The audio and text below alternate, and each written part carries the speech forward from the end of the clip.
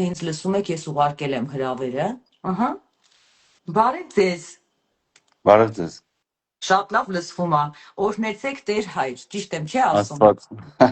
Աստված օրհնի Անի ջան։ Ես նոր եմ սովորում եւ շատ անգամ սխալվում եմ, որովհետեւ գիտեմ, որ սրբազաններին ուրիշ կերպ եմ բարևում։ Ինձ ասում են, որ կարևորը փորձում ես սովորես։ Որովհետեւ Կարևորը սիրտն է։ այո, կարևորը սիրտն է։ Ինչպես եք, ձեզ մոտ գիտեմ երեկո է, մեզ մոտ առավոտ է, ժամային տարբերություն ունենք, բայց փորձեցինք հարմարեցնենք էլի այն ժամը, որ Հայաստանում դեռ քնած չեն լինի ժողովուրդը եւ հուսամ Միացյալ Նահանգներում արդեն մարդիկ արթնացել են եւ ճիշտ ժամանակ ենք ընտրել։ Նախ ուզում եմ իմ խորին շնորհակալությունը հայտնել, որ համաձայնվեցիք եւ միացաք այսօրվա մեր զրույցներին։ Մենք սովորաբար ունենում ենք զրույցներ Հայկ Մադոյանի հետ շաբաթ օրերը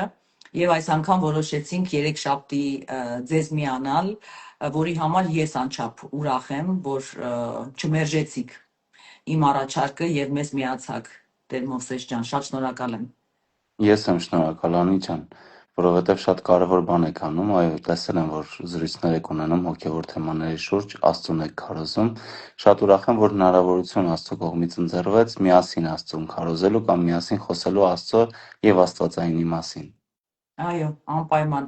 Եվ որոշեցինք, որ այսօր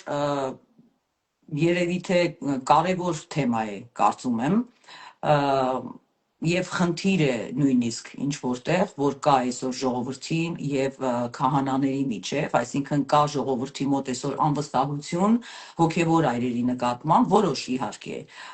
մասայի մասին է խոսքը, բայց նրանք ցավոք սրտի մեծամասնություն են կազմում, ովքեր այդքան էլ վստահություն չունեն մեր հոգեվոր այրերի նկատմամբ, եւ ես ինքս էլ ուզում եմ խոստովանել, ես ինքս էլ չեմ ունեցել վստահություն մեր հոգևոր այրերին, իդեպ ասեմ, ոչ ոքի չեմ ճանաչել։ Չէ, ինչպես կարող ես կարծիք կազմել մեկի մասին կամ ինչ-որ մի կառույցի մասին, ում հետ երբեք չես խոսել, չես զրուցել, չես էլ հարցրել, օգնություն էլ չես խնդրել, բայց արի ուտես ինձ մոտ կար թյուր կարծիք մեր հոգևոր այրերի մասին, մեր քահանաների մասին, եւ հենց այդ թյուր կարծիքի պատճառով էլ ես փաստորեն շեղվեցի եւ դարձա ահանդավոր եւ ցավոք սրտի իհարկե եւ փառք Տիրոջը, որ այսօր դուրս եմ եկել այդտեղից արդեն երկար տարիներ են եւ պատկանում եմ մեր առաքելական եկեղեցուն եւ փաստորեն ինչպես այդ փոփոխությունը եղավ, ես ինքս որոշեցի բարի շեմ մեր քահանաների հետ։ Գնացի եկեղեցի եւ ասեցի, ես ուզում եմ հասկանամ ընդհանրապես իմ պապերը ինչու են ինձ փոխանցել առաքելական ուսմունքը եւ ընդհանրապես ովքեր են քահանաները, ես ուզում եմ ձեր հետ ընկերանամ եւ ինձ մոտ այնքան շատ հարցեր կային եւ մինչեւ այսօր էլ կան այդ հարցերը եւ փառք Տիրոջը մենք այսօր ունենք հնարավորություն ձեզանից էլ ստանալ շատ պատասխաններ, ես կարծում եմ, որովհետեւ դուք ինքներդ փաստորեն քահանա եք, ուզում եմ սկզբում ներկայանաք, եթե ձեզ դժվար չէ, մի փոքր, հա, որպեսզի մեր լսարանին իմանա ով եք դուք, հետո անցնենք մեր թեմային։ Սիրով կներկանամ, բայց նախ ինձ շատ հետաքրքրեց ձեր խոսքի մեջ, թե ինչից հետո որոշեցիք բարիշեք քահանաների հետ։ Դուք հիմա ինձ հարցը հարցրեք, հա, փաստորեն բանալին Չէ, ես պատասխանում։ խոստանում ձեր հարցին պատասխանեմ, բայց երբ որ դուք ձեր ամբողջական խոսքը կներկայացնեք։ Ասեմ, պատասխանս ինքը ցավալի է լինելու ինչ որտեղ, բայց Աստված ամեն ցավալի իրավիճակ վերափոխում է լավին եւ երբ մեր հայրենիքում եղավ պատերազմ, ես հասկացա, որ եկել է ժամանակը, որ ես սկսեմ հարցեր տալ, թե ինչու եղավ այդ պատերազմը եւ չգիտես ինչու ես ինքս ինձ սկսեցի մեղադրել, ասեցի երևի թե ես ինչ որ միտեղ սխալ եմ եղել, որ սա եղավ, այսինքն այն գաղափարը, որ եթե քեզ հետ ինչ որ մի դժբախտություն է կատարվում, կապ չունի անձնականում թե հայրենիքում, քո մեջ էլ պիտի փնտրես սխալներ, որովհետեւ մենք ժողովուրդ ենք, հա, եւ երբ ես սկսեցի ինքս ինձ հարցեր տալ, ասեցի երևի ես ինչ որ միտեղ սխալվել եմ որպես հայ եւ որպես ժողովրդի մի մասնիկ ու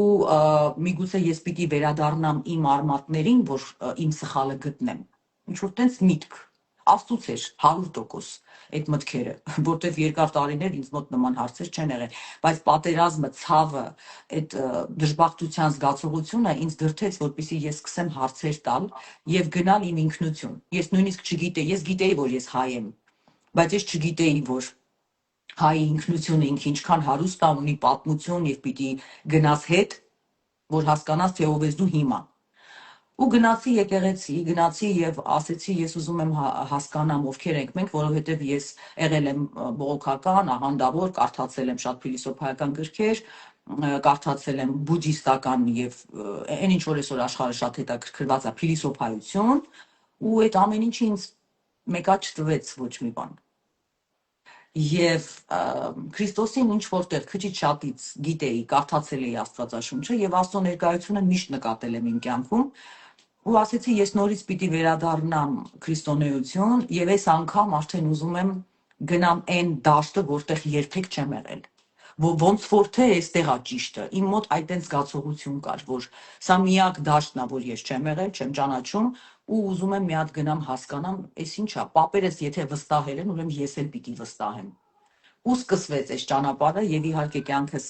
170 աստիճան փոխվեց եւ մինչեւ այսօր ես հիացած եմ մեր առաքելական ուսմունքով, մեր եկեղեցով, մեր եկեղեցու պատմությունով, Քրիստոսով, ինչ ասեմ, այս նենց մի հատ ճանապարհը անվերջ է, որ միշտ կարաս գնաս եւ սովորես։ Ու հրաշքա, խաղաղություն եկավ իմ կյանք, անձնականս դասավորվեց, ամուսնացա Փառք Տիրոջը, ինչ ասեմ, լուսավորվեց իմ կյանքը, որտեղ Քրիստոս երբ որ գալիս է, փաստորեն լույս է իր հետ բերում։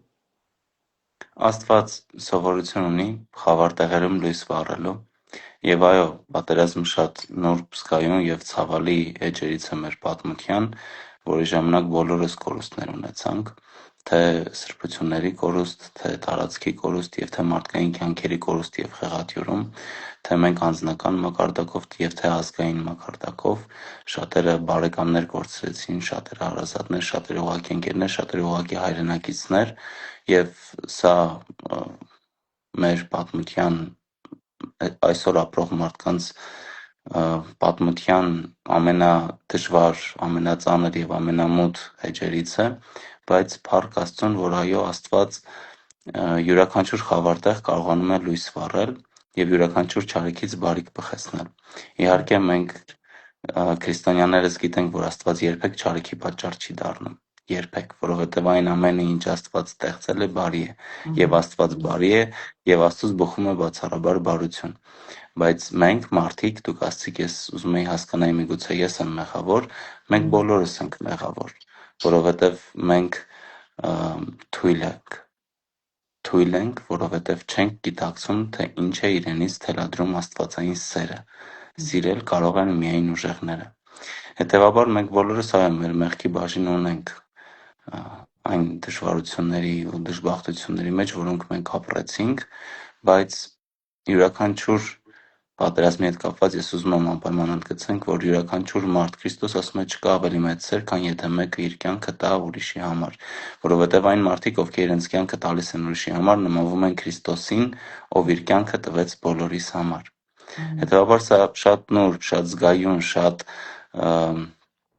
վերքեր բացող թեմա է,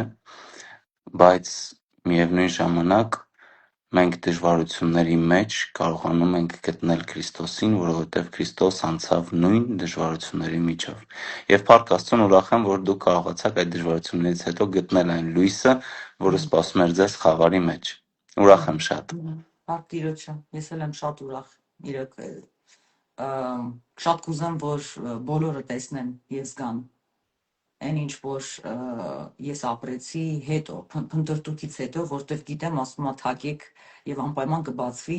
եւ կարծում եմ, որ թակելու հենց խնդիրը ես դրա մեջ էլ եմ տեսնում, որ շատ անգամ մենք մեղադրում ենք, ժողովուրդը մեղադրում է քահանաներին մեր հոգեվոր աճի եւ չաճի մեջ, բայց շատերս որպես ժողովուրդ, որպես աշխարհիկ, մենք չենք թակում։ Բայց պատկերացնում եք, ես ընդամենը մեկ անգամ թակեցի եւ ինձ բացվեց մի աշխարհ։ Այսինքն ես մի կողմ դրեցի այդ բամբասանքները, որ իմ մոտ կային, քահանաների մասին, որ այսօր բոլորս ենք շատ շատերն են, հա, այսօր այդ ռոպագանդայի տակ եւ տարիներ շարունակ, ինձ ընդամենը պետք էր մի քայլ, որ ես գնամ թակեմ, եւ ինձ համար բացվեց նենց մի հատ օրհնություն, որ այսօր շատերը այդ օրհնությունից զրկված են մենակ բամբասանքի պատճառով։ Բայց մինչև այս բամբասանքներին եւ անջատումը, հա, հայ ժողովրդի եւ քահանայի այդ անջատումը եւ հերվածումը, ուզում եմ, եթե կարող եք մի երկու խոսքով ձեր մասին խոսեք եւ ընդհանրապես ասեք ով է քահանան, որտեղից են եկել քահանաները։ Ինչու ունենք այսօր մենք քահանաներ։ Սիրով, ես Տեր Մովսես Քահանա Սահակյանն եմ, արդեն մոտ 2.5 տարի է ինչ քահանական աստիճանում եմ, բայց 15 տարի է ինչ ընդհանուր ասպարեզում եմ, 7 տարի սովորել եմ ջմանում եւ այնուհետեւ առ այսօր դեռ չարչարվում եմ, որպեսզի ստանամ իմ տեխնացուական աստիճանը քրիստոսաբանության, աստվածաբանության ոլորտում։ Ծառայությունս հիմնական իմ անցկացնում եմ Մայրաթոր Սուրբ Էջմիածնում, արդեն մոտ 8 տարի է ջեման ավարտելուց հետո, դասավանդում եմ նաև ջեման, ծառայում եմ նաև Զորավոր Սուրբ Աստվածածին եկեղեցում, որտեղ պատարագներ եմ մատուցում, եւ ընդհանուր առմամբ 15 տարի այստեղ եմ, որոնցից 2.5 տարին մոտավորապես իբրև քահանա։ Որտեղից է գալիս քահանայությունը։ Քահանայությունը գալիս է Սուրբ Գրքից եւ միգուցե կարող է ձեզ համար զարմանալի թվալ, բայց Սուրբ Գրքի առաջին էջերից, որովհետեւ եկեղեցին գալիս է Սուրբ Գրքի առաջին էջերից եւ առաջին եկեղեցին դա դրախտն էր, Եդեմի պարտեզը, որի մեջ բնակվում էին Ադամն ու Եվան, որովհետեւ մենք երբ Սուրբ Գիրքը ընթերցում ենք, տեսնում ենք, որ այն վրանը, որը Մովսեսը կառուցեց, որի հիման վրա հետագայում Եզեկիել մարգարեն մարգարեություն տեսավ տաճարի մասին, այնուհետև կառուցվեց Դավթի եւ Սողոմոնի տաճարը, այդ ամբողջի հիմքում ընկած էր Եդեմի պարտեզը, որովհետև կար Եդեմի պարտեզ, որի կենտրոնում կար կենաց ծառը, որտեղ Ադամն ու Եվան անմիջական շփման մեջ էին Աստծո հետ, եւ այնուհետև վրան, այնուհետև տաճարը եւ այնուհետև արդեն քրիստոնեական եկեղեցին խորհրդանշում են այն վայրը, որտեղ մարդն ու Աստված միավորվում են։ Որտեղ է Աստված միավորվում մարդու հետ այս աշխարհում, եթե ոչ եկեղեցում, որտեղ տեղի ունենում Սուրբ Մկրտությունը, այն պահը, երբ մարդ միավորվում է Աստծո հետ, մարդն է միավորվում Աստծո հետ, որովհետև Աստված մշտապես մարդու կյանքում ներկա է։ Եթե Աստված մարդու կյանքում չլինի, մարդը գոյություն չի ունենա, որովհետև Աստված ինքն է կյանքը, եւ եթե որևէ մարդ ապրում է, նշանակում է իր մեջ կա կյանք, իր մեջ կա Աստված, բայց մարդը յուրահատուկ սովորություն ունի Աստծուց թաքնվելու, անգամ երբ որ Աստված իր մեջ է։ Եվ մկրտությունը այն պահն է, երբ մենք որոշում ենք բացվել Աստծո առաջ, երբ մենք որոշում ենք նայել Աստծուն, որը գտնվում է մեր մեջ, եւ միավորվել իր հետ։ Հետևաբար Աստծո եւ մարդու միության վայրը, որը նախկինում եղել է Եդեմի պարտեզը, այնուհետև վրան, այնուհետև տաճարը եւ այնուհետև եկեղեցին, դա եկեղեցին է։ Իսկ Ուրեմն կարող ենք քանի անվանել դեռ կա, առաջին քահանան Ադամներ։ այո, Հա, այո, օքեյ, առաջին Աստծո սպասավորը Ադամն էր, ում տրված էր իշխանություն ողջ երկրի վրա, ով անվանեց բոլոր կենդանիներին, ով ներկայանում էր Աստծո առաջ եւ խոսում էր Աստծո հետ։ Առաջին Աստծո սպասավորը, Աստծո պարտեզի առաջին մշակը, եկեղեցու առաջին սպասավորը Ադամն էր։ Ադամն ու Եվան միասին իբրև հավաքական մեկ կերպար, իբրև մարդ։ Ադամ բառը արդեն իսկ նշանակում է մարդ։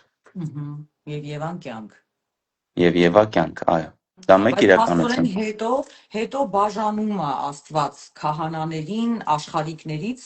սովորական մարդկանցից, չէ՞, Հետագայում, երբ որ արդեն 12 ցեղերը Իսրայելի ձևավորվում են եւ արդեն պետք էր որպեսզի հստակ ծառայություններ մատուցվեին, զոհաբերություններ կատարվեին մեղքերի քավության եւ այլ նպատակներով, արդեն 12 ցեղերից մեկը, Ղևտական ցեղը, կոչվում է հստակ արդեն քահանայագործության, կոչվում է հստակ Աստծուն ծառայելով։ Առանձնացվում է 12-ից մեկը, ով պիտի զբաղվեր Աստծո եւ մարդկանց միջև միջնորդությամբ, մարդկանց Աստծուն ներկայացնելով եւ Աստծուն մարդկանց ներկայացնելով։ Իսկ ինչու չմնաց բոլորի վրա, չնայած որ Բայց գալիս մինչ է այդ էլ մենք ունենք քահանայության օրինակներ, օրինակ Մելքիսեդեկը, ով հաց եւ գինի է տալիս Աբրահամին։ Իսկ ինչու Աստված առանձնացրեց քահանաներին որպես ծառայողներ եւ թողեց հասարակ ժողով։ Ինչու ամբողջ ժողովուրդը չդարավ քահանա, ոնց որ Քրիստոս, չէ, հետո եկավ այդպես արեց։ Մենք մեզ արդեն բոլորից, թե մեկա տենց չարեց Քրիստոս, էլի կան Տեսեք, աշխարհիկների քահանաներ։ Ինչի տեսեք առանձնացեց, 11 ասածս էնա ինչու էր Աստծուն պետք առանձին ծառայող, այ կարևորությունն եմ ուզում հասկանամ քահանայի։ Ինքը առանձնացրեց քահանային որպես Աստծո ծառայող, բայց մենք էլ աշխարհիկ մարդիկ ենք, այտենց չենք ծառայում ոնց որ քահանան, մենք լսում ենք քահանային, չէ, չէ, ինչ չէ, այդ եմ ուզում չէ։ հասկանալ։ Ուրեմն տեսեք, ընդհանրապես եկեղեցին կոչվում է Քրիստոսի մարմինը, չէ՞։ Ըհը, Եվ մենք բոլորս եկեղեցու անդամներ ենք։ ըհը, Մարմինը ունի տարբեր անդամներ՝ աչք, քիթ, բերան։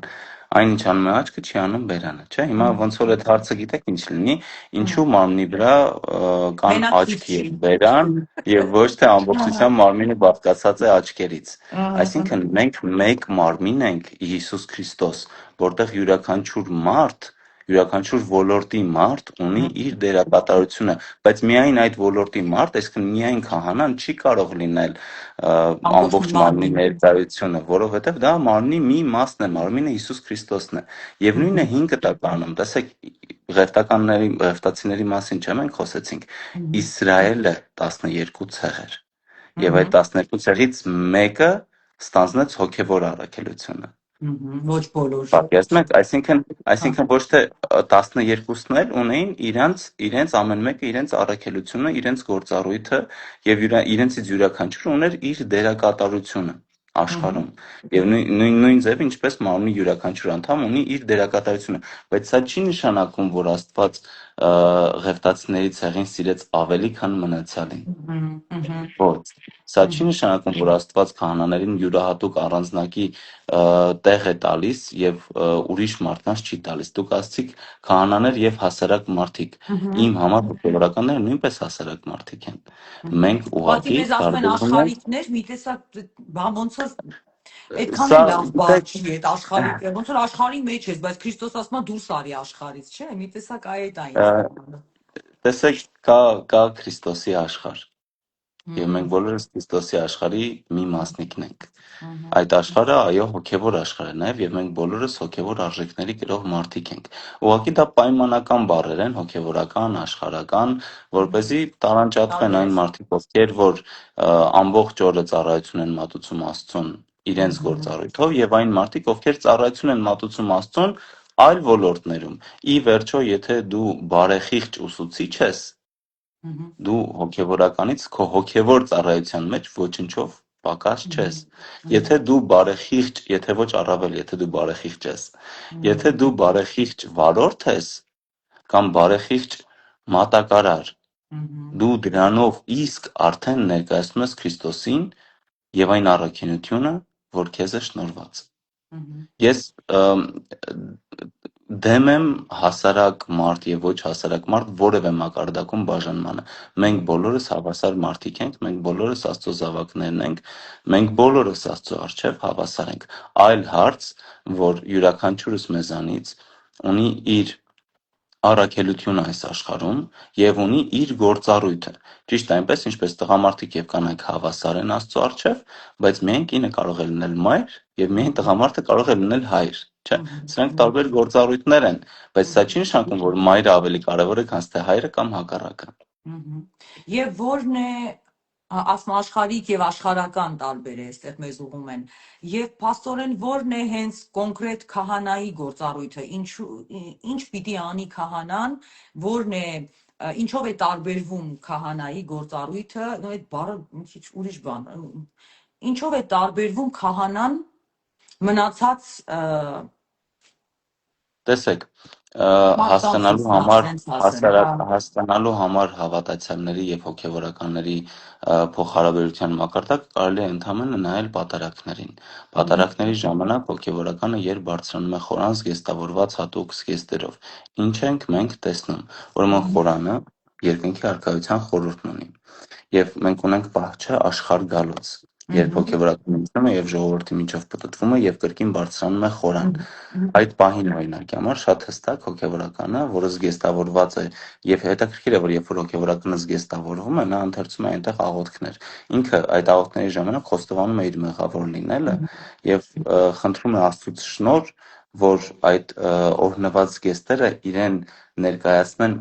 իրեն դարձնեն Աստծո ներկայություն ինչ որ առումով աշխարհում, որովհետև ինքը մարդ, այսինքն ես մարդ ուղակի աշխարհում երբեք չեմ կարող ներկայացնել Քրիստոսին այնպես, ինչպես պետք է, որովհետև ես էլ եմ մարդ իմ մեղքերով լցված, բայց այն պահին, երբ հոգևորականը այդ աղոթքները ընթերցելով, զղջալով իր մեղքերի համար զգեստավորվում է հատուկ զգեստերով, նա այդ պահին դադարում է լինել X կամ Y անձ, այլ դառնում է քահանա, ով մատուցում է պատարագ։ Հիմա աշխարհ գալոց օրինակի համար մեզ ցույց է տալիս, որ քահանան այդ պահին ներկայացնում է Հիսուս Քրիստոսին, որովհետև աշխարհ գալոց բառը արդեն իսկ մեզ հուշում է, որ սա Հիսուս Քրիստոսի աշխարհ Հենց գալու մասին է։ մուտքի պահն է, թե որ իջնում են ժողովրդի մեջ։ Որ բարձրանում են խորան, հետո խորանից իջնում են ժողովրդի մեջ ու նորից բարձրանում են խորան, չէ՞։ Դա Հիմա աշխարհ այդ գալու։ բառը աշխարհ գալոց է կոչվում այդ հատվածը։ Այդ հատվածում, երբ որ հոգևորականը իջնում է, պտտվում է եւ նորից բարձրանում է վերև, դա խորհրդանշում է Հիսուս Քրիստոսի մարդեղացումը։ Հիսուս Քրիստոս երկնքից իջավ, մարդկանց մեջ շրջեց եւ ի վերջո համբարձվեց կրկին երկինք։ Այսինքն պատարագը մի տեսակ վերապրումն է։ Տեսեք, ավետարանը ինչ է, ավետարանը մեզ պատմում է Հիսուս Քրիստոսի կյանքը, չէ՞։ Եվ պատարագը նույնպես ինչ որ առումով այդ պահին ներկայացնում է Հիսուս Քրիստոսի կյանքը, Աստծո որդու կյանքը, ով մարդացավ, շրջեց մարդկանց մեջ եւ բարձրացավ կրկին երկինք, համբարձվեց երկինք։ Հիմա ուրեմն քահանան մի կողմից պատարագի ժամանակ ներկայացնում է Հիսուս Քրիստոսին, որովհետև անգամ աղոթքների մեջ ասվում է, մենք ասում ենք, որ հոգևորականը մատուցեց պատարագ, չէ՞, բայց աղոթքների մեջ, երբ որ այնտեղ պատարագի ժամանակ դուք մի բան եք լսում, երբ որ սարկավակները երգում են, դպիրները երգում են կամ քահանան երգում է, բայց այն ժամանակ, երբ որ սարկավակները ու դպիրները երգում են, քահանան ուրիշ աղոթքներ է ընթերցում։ Դրանք կոչվում են ծածուկ աղոթքներ, որը միայն ինքն է լսում։ Եվ այդ աղոթքների մեջ մենք շատ հստակ ասում ենք, Տեր, դու ես, որ մատուցում ես այս պատարագը։ Առաքիր Սուրբ Հոգիդ, որպեսզի իջնեն այստեղ եւ այս շնորհը, այս խորհուրդը իրականացնեն։ Հետևաբար հոգևորականը մի կողմից աղոթքների տրամաբանությունն եմ ուղղակի ասում, ներկայացնում է Աստծուն խորանի վրա։ Մյուս կողմից նույն աղոթքները ասում են մենք մարդիկ մեղավոր ենք, մենք։ Այսինքն միևնույն ժամանակ հոգևորականը խորանի վրա նաև ներկայացնում է մարդկանց ողջ բազմությունը։ Այդտեղ կանգնած բոլոր հավատացյալներին։ Հոգևորականը միանձնյա չէ բարձրանում խորան։ Մենակով մենք իրավունք չունենք մենակով պատարագ մատուցել։ Եկեղեցում անպայման գեթ 1 հոգի պիտի լինի, որպեսզի մենք պատարագ մատուցենք։ Եթե որևէ մեկը չկա, քահանան իրավունք չունի պատարագ մատուցելու։ Որովհետև քահանան ինքն իր համար չէ մատուցում պատարագ, ինքն իր անունից չէ մատուցում պատարագ, այլ ինքը ներկայացնում է մարդկանց բոլոր, ովքեր այդտեղ ներկա են եւ աղոթում են եւ ցանկանում են միավորվել Հիսուս Քրիստոսի հետ։ Հիմա ո՞րն է հոգևորականի գործառույթը, ներկայացնել մարդկանց Աստծուն, այսինքն մարդկանց անունից կանգնել խոնարհաբար Աստծո առաջ, որովհետև որևէ մարդ չի կարող կանգնել Աստծո առաջ եւ չհալվել նրա ջերմությունից եւ միևնույն ժամանակ այդ ջերմությունը աստվածային փոխանցել մարդկանց, որովհետեւ հոգևորականը ինքը իր ձեռքով է կիսում Հիսուս Քրիստոսի մարմինն ու արյունը եւ փոխանցում մարդկանց հաղորդություն, չէ՞։ Այդպիսով տեղի ունենում մարդկանց եւ Աստծո միավորումը կրկին։ Ինչ սիրուն բացատրեցիք, ես միանգամից պատկերացրեցի փաստորեն քահանան ին փոխարեն, չէ՞։ Այո։ Ես էլ է Ձեր ժողովրդին փոխարեն չէ, նաեւ ձեր անունից։ Իմ անունից փաստորեն ներկայանում է Աստծո առաջ, դառնում է անոտ, համ էլ ինքը իր տեղն էլ է կանգնած փաստորեն։ Այո։ Իր անձի, չէ, եւ դառնում է անոտ, որպիսի ես միավորվեմ Աստծո հետ, հերիք չի միավորվեմ վերջում հաղորդակցվեմ, հաղորդություն ստանամ, մեղքերի թողություն ստանամ, որտեղ քահանան ունի այդ օծությունը։ Փաստորեն մեծ պատասխանատվություն է, ես ոնց հասկանում եմ քահանայի վրա այդ ժամանակ, բայց ոչ թե ինքը արժանի է դրան, որովհետև ինքը սովորական մարդ է մեղավոր, այլ Աստված արժանացնում է իր օծությունով այդ պահին, հա, տենց։ Այո, իմ համոզմամբ որևէ մարդ ոչ միայն հոգևորական, որևէ մարդ արժանի չէ հպվելու Հիսուս Քրիստոսի մարմնին եւ արյանը ընդունելու իր մեջ, առավել եւս քահանան, ով իր ձեռքերի մեջ է առնում Հիսուս Քրիստոսի մարմինը։ Մենք մեղավոր մարդիկ ուղղակի արժանի չենք, բայց Աստված մեզ արժանացնում է։ Կցանկանամ մի հետաքրքիր բան պատմեմ ձեզ։ Մենք մի անգամ իրար հետ խոսում ենք եւ դուք ասացիք միշտ անձնական վկայությունը շատ կարեւոր է, չէ՞։ Այո։ Ուրեմն ես երկար ճանապարհ եմ անցել մինչև դարձել եմ հոգևորական, այսինքն երկար իմ տարիների հետ համեմատած, իմ կյանքի տարիների հետ 15 տարի ասպարեզում եմ եւ ընդամենը 2.5 տարի է ինչ օցիալ հոգևորական եմ։ Եվ սովորաբար իմ ավագ ընկերները երբ օծվում էին իբրև քահանաներ, ես երբեք որևէ մեկի հետ իր ապրումների մասին չէի խոսել, թե ինչ են նրանք ապրում այն պահին, երբ որ Մյուրոնը դաջվում է իրենց ճակատին, որովհետև ձեռնադրության այդ օծման արարողության ամենակարևոր մասը, կուլմինացիոն մասը այն պահն է, երբ եպիսկոպոսը Մյուրոնով օծում է հոգևորականի ճակատն ու ձեռքերը, դրանով իշխանություն տալով քահանային կատարելու խորհուրդները։ Ինչով է քահանան տարբերվում սարկավակից օրինակի համար, որը երկուսն էլ հոգևորական են, նրանով որ քահանան իշխանություն ունի եկեղեցու կողմից իրեն տրված կատարելու խորհուրդները, եւ դրա համար նա օծվում է Մյուրոնով։ Ուրեմն այդ կուլմինացիոն պահի մասին, թե ինչ ես դու ապրում, ես երբեք որևէ մեկի հետ իմ ընկերներից, ավագ ընկերներից, ովքեր հոգևորականներ են, չեմ խոսել։ Միայն մի հոգու հետ մի անգամ խոսեցի, որ այդ շատ մտերիմ էի, միայն իրեն հարցրեցի, ասեցի ինչ էիր ապրում այդ ժամանակ, ասեց, երբ որ Մյուրոնը դաջվեց իմ ճակատին, ես այրվում էի, ներքուստ այրվում էի, ես զգում էի զորություն։ Եվ երբ որ եկավ իմ ձեռնադրության օրը, երբ որ ես արդեն պիտի դառնայի քահանա, ես ամբողջ այդ ընթացքում սպասում էի այդ այրման process-ին։ Ես սպասում էի, որ պիտի այրվեմ ներքուստ։ Ձեռնադրությունը 2 օր է տևում։ Նախորդ երեկոյան տեղի ունենում ընծայումը, մենք եկեղեցի ծնկաչոք եկեղեցու դռների մոտից մոտենում ենք դեպի խորան, այդ ընթացքում աղոթքներ կարդալով, մեր ուխտը հաստատելով եկեղեցու եւ մեր սրբազան կանոնների եւ մեր վերադասների հոգեվորականների նկատմամբ, ապա հաջորդ օրը նույն տեղից արդեն պատարագի ժամանակ կրկին ծնկաչոք բարձրանում ենք խորան եւ որտեղ տեղի ունենում ձեռնադրության արարողությունը։ Հիմա իդեպ ես ձեռնադրվել եմ Գորիսում, որտեղ 100 տարի քահանայական ձեռնադրություն չի եղել եւ երբ որ մեր ժամանակը եկավ քահանայական ձեռնադրություն ստանալու, մենք մայրաթորից գնացինք Գորիս, բավականին երկար ճանապարհ էր, բայց Գորիսը ընտրվեց իբրև սահմանամերձ տեղ։ Մենք գնացինք Սյունյաց աշխարհ, մի եկեղեցի, որտեղ 100 տարի քահանայական ձեռնադրություն չէր եղել, եւ մենք գնացինք այնտեղ, ուրեմն երեկոյան նախորդ ուրեմն ընծայման կարգի ժամանակ մտել եմ եկեղեցի, պիտի արդեն սկսվի արարողությունը եւ չգիտեմ ինչի այդ պահից սկսյալ մինչև իմ օծման պահը, այդ որ ես սպասում եմ այնտեղ որ պիտի այրվեմ,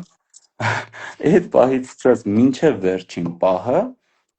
անընդհատ իմ մտքին գալիս էին այն բոլոր մեղքերը, որոնք ես գործել եմ իմ կյանքի ընթացքում։ Մեղքեր, որոնց մասին կարող է ես վաղուց արդեն չէի էլ հիշում։ Մենք երբ որ խոստովանում ենք մեր մեղքերը մեզ մաքրվում են, որովհետև Աստված այդ իշխանությունը տվեց առաքյալներին, առաքյալները եպիսկոպոսներին, քահանաներին, այսինքն երբ որ ես գալիս եմ ծնկի եմ իջնում, իսկապես զղջում եմ եւ ներողություն եմ խնդրում եւ հոգեորական ասում եմ Աստված թողություն շնորհեցե, թող Աստված թողի քեզ քո մեղքերը։ Այդ պահին Աստված մաքրում է քեզ, որովհետեւ այդ իշխանությունը Աստծո կողմից տրված է։ Ասել է ում կապեք կկապվի, ում արձակեք կարձակվի։ Այսինքն եթե հոգեորականը Աստծո անից արձակում է, արձակված են, վերջ դու այդ մեղքը այլևս չունես։ Բայց կան մեղքեր, որոնք որ դու քո հետ տանում ես քո հիշողության մեջ մինչև կյանքի վերջ, կան մեղքեր, որոնց դու այլևս չես անդրադառնում։ Այդ 2 օրերի ընթացքին ինչքան մեղք ունեի, բոլորը հերթով իմ մտքին էին գալիս։ Ամբողջ աղոթքների ընթացքում ես անգամ ինձ ներքուստ ուտում էի, ասում էի, ես ինչ ես մտածում, մտածի նրա մասին, թե ինչ է հիմա տեղի ունենում, ինչ պիտի լինի, բայց մեղքերի այդ տարափը, որ գալիս էր իմ մտքին, ավարտվեց այն պահին, երբ Մյուրոնը դաջվեց իմ ճակատին։ Ես այդպես էլ չայրվեցի։ Բայց այդ պահին, հեսա կասեմ, այդ պահին, երբ որ Մյուրոնը դաջվեց իմ ճակատին, այդ բոլոր մեղքերը, որ գալիս էին իմ մտքին, դադարեցին։ Ես վստահ եմ, որ յուրաքանչյուր հոգևորական յուրովի ապրումներ է ունենում, սա իմ ապրումներն էին, բայց ես հասկացա մի պարզ բան, այո, ես երկար տարիներ պատրաստվել եմ քահանա դառնալուն։ Եվ գուցե ես երբևիցե մտածել եմ, որ ես այո կհաջողեմ, լավ հոգևորական կլինեմ, ես պիտի լինեմ հոգևորական եւ այլն, բայց այդ բանը ես հասկացա մի պարզ բան. Աստված քեզ հիշեցնում է, որ դու արժանի չէիր, բայց ինքը քեզ արժանացրեց քո մեղքերով հանդերձ, որոնք դու գործել ես։ Յուրաքանչյուր մեղք, որ դու գործել ես, դա դավաճանություն էր Աստծո հանդեպ։ Սուրբ Գիրքը շատ հաճախ է Իսրայելին ներկայացնում իբրև անբարոյական։ Ամուսնական հարաբերությունների մեջ է դնում Իսրայելին եւ Աստծուն, եւ Իսրայելին անվանում է իբրև անբարոյական կին, դավաճանող կին իր ամուսնուն։ Եվ յուրաքանչյուր մեղք, որ մենք գործում ենք, դա դավաճանություն է Աստծո նկատմամբ։ Եվ Աստված ուղղակի այդ երկու օրերին ինձ բացատրում էր, հուշում էր, որ ես այդպես եմ հասկանում, որ դու այն դավաճանն ես, որ անընդհատ դավաճանել ես Աստծուն, բայց այդուհանդերձ Աստված քեզ սիրում է եւ Աստված ուզում է եւ Աստված քեզ արժանացնում է այն շնորհին, որը որ դու հիմա ունես։ Իսկ այդ խորքային ապրումը, ապաշխարության ինքը շարունակական է, չէ՞, բայց քահանայությունից հետո էլ այնպես չէր, այդ օրը մենակ ապրեցիք, հա, այդ օրը դու հասկացար, որ Աստված ներում է քո մեղքերը, բայց համ էլ հասկացար, որ դու մահկանացու ես, մարդ ես, հա, ով կարա մեղքեր գործի, բայց մեկը այդ պահից հետո նորից էլի, չէ, այդ ապաշխարության process-ը գնում է, ինչ եմ ես հարցը տալի, որովհետև ինձ մոտ ես էլ չեմ համեմատվում, ուղղակի իմ օրինակն եմ ասում, երբ որ ապաշխարեցի, մեկը այդ ապաշխարությունը իմ ես կարծում եմ ողջ կյանքիս ընթացքում է գնալու։ Այո, Չէ, զգացողությունը, որ դու ամեն օր ես ներվում։ Ուրեմն, երբ որ արդեն օծվում էի քահանա, իմ կրկին ավագ ընկերներից մեկը ասեց, երբ որ առաջին անգամ Քրիստոսի մարմինն ու արյունը կվերցնես ձեռքերիդ մեջ, դա մի բան է, որին դու տարիներով պատրաստվել ես, որ դրան հասնես, այսինքն դու սպասել ես այդ օրվան տարիներով։ Երբ որ առաջին անգամ Քրիստոսի մարմինն ու արյունը կվերցնես ձեռքերիդ մեջ, ինչ երկյուղացությամբ պիտի վերցնես։ Այդ ապրումները պահի, որպեսզի յուրաքանչյուր պատրակին նույն ապրումները ունենաս։ Եվ ասեմ ձեզ, մինչև քահանա դառնալը ես որոշակի բաներ արել եմ, օրինակի համար քարոզել, չգիտեմ, ոչ այն աստիճան, ինչքան հիմա եմ անում, բայց որոշակի բաներ արել եմ, մարդկանց հետ խոսել եմ, իրենց խնդիրների մասին, չգիտեմ, խորհուրդներ տալ եւ այն ինչ որ հիմա անում եմ, բացի խորհուրդներ կատարելուց, արել եմ նաև սարկավակ ժամանակ եւ էլի մտածում էի, դե ինչ պիտի փոխվի, էլի պիտի փոխվի, որ ես կարժանանամ Քրիստոսի մարմինն ու արյունը ձեռքերից մեջ վերցնելու, չէ կարամ վկայեմ, որ 2.5 տարիների այս կյանքը ամբողջությամբ ուրիշ կյանք է, ամբողջությամբ ուրիշ կյանք է, որովհետեւ երբ քեզ տրվում է ավել շնորհ, տրվում է նաև ավել պատասխանատվություն, տրվում է նաև ավել կարողություն եւ տրվում է նաև ավել փորձություններ։ Ինչքան ավելի մոտ ես միշտ սիրել եմ այս խոսքերը ասել, ինչքան ավելի շատ ես փորձում հասնել Աստծուն, այդքան ավելի շատ է փորձում չարը քեզ հեռացնել Աստծուց։ Առավել եւս, եթե քո հետ փորձում են հասնել Աստծուն այլ մարդիկ։ Հետևաբար,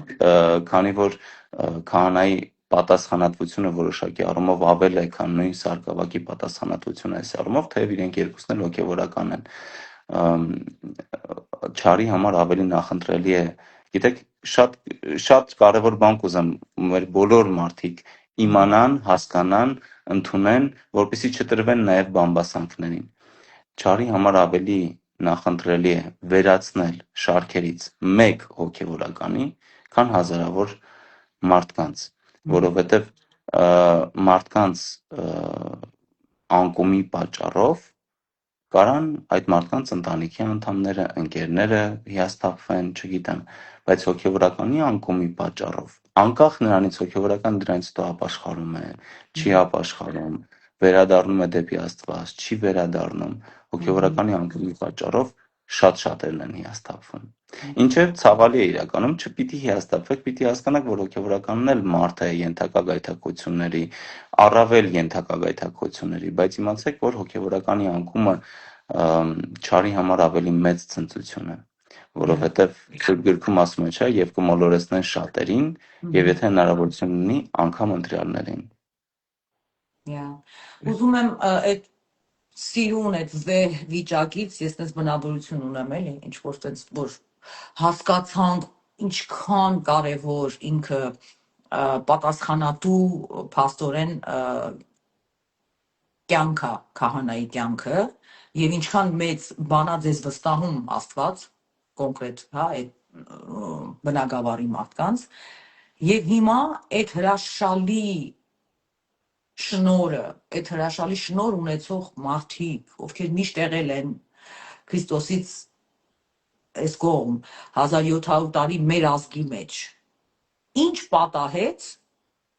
որ այդ հրաշալի կարևոր ուրեմն մասնագիտություն չեմ կարա ասեմ, այդ կարևոր մարդկանց եւ հասարակ ժողովրդի միջև սենց մեծ անդունդ ու սենց մեծ բաժանում, որ բացարձակ չկա վստահություն այդ վեհ, կարամ ասեմ, Աստծուն մոտիկ, հա, մարդկանց, ովքեր պիտի լինեին մեր ամենամտերիմները։ Ինչ եղավ, երբ եղավ, ինչի եղավ։ Կարծում եմ կա դրա համար երկու պատճառ։ Որոշակի առումով արդարացված եւ չարդարացված։ Ուրեմն ես բնականաբար երբեք չեմ ասի, որ մենք սուրբ ենք, հոգևորականները սուրբ չեն, եւ ես սիրում եմ ասել, եւ սա իմ հավատքն է, սա իմ ապրումն է, որ մեր գործած փոքր մեղքերը ավելի ծանր են, քան թե ուրիշ մարդկանց գործած միգուցե ճակերտավոր մեծ մեղքերը։ Հա, բայց մենք էլ մարդ ենք, եւ մենք էլ ենք մեղք գործում։ Մենք մարդ ենք, մենք հրեշտակներ չենք։ Գեղեցիկ պատմություն կասում են ինչու հոգևորական, ինչու եկեղեցում հրեշտակները չեն սպասավորում Աստծուն, ինչպես օրինակ համար Եսայի մարգարեության մեջ մենք տեսնում ենք, որ Սուրբ Երկեցողությունը հրեշտակների ծառայությունն է, հրեշտակներն են սպասավորում Աստծուն, ապա ինչու եկեղեցու մեջ հրեշտակները չէ, որ սպասավորում են Աստծուն, եւ դրա բացատրությունը կա մի պարզ պատճառով, որ հրեշտակները չէին կարող հանդուրժել Աստծո հանդեպ գործված դավաճանությունը, մեղքը, եւ ընտրվում են մարդիկ, հոգևորականներ, ովքեր նույնպես մեղքի մեջ են եւ նույնպես պայքարում են մեղքի դեմ, երբեմն ստացվում է, երբեմն չի ստացվում։ Ցավալի է, երբ որ մեր մոտ դա չի ստացվում, բայց միայն Աստված գիտի թե Այսինքն որ մարդիկ ձեզանից ավելի շատ են պահանջում, քան դուք կարող եք դա տալ, չէ՞։ Ինչ որ առումով էտել կա, ինչ որ առումով էտել կա, մեր դասախոսներից մեկը մի անգամ ճեմարանում ասաց, երեխեք ձեզ քննադատում են եւ քննադատելու են, որովհետեւ մարդիկ ուզում են ձեզ տեսնել կատարյալ։ Բայց հիմա եկեք վերադառնանք։ Հիմա ես ուզում եմ ձեզ տեսնեմ կատարյալ, ինձանից բարձր, որ ամեն անգամ ես ձեզ հիշելուց կամ տեսնելուց ես մի անգամից գաստանամ, ապաշխարություն իմ վրա գա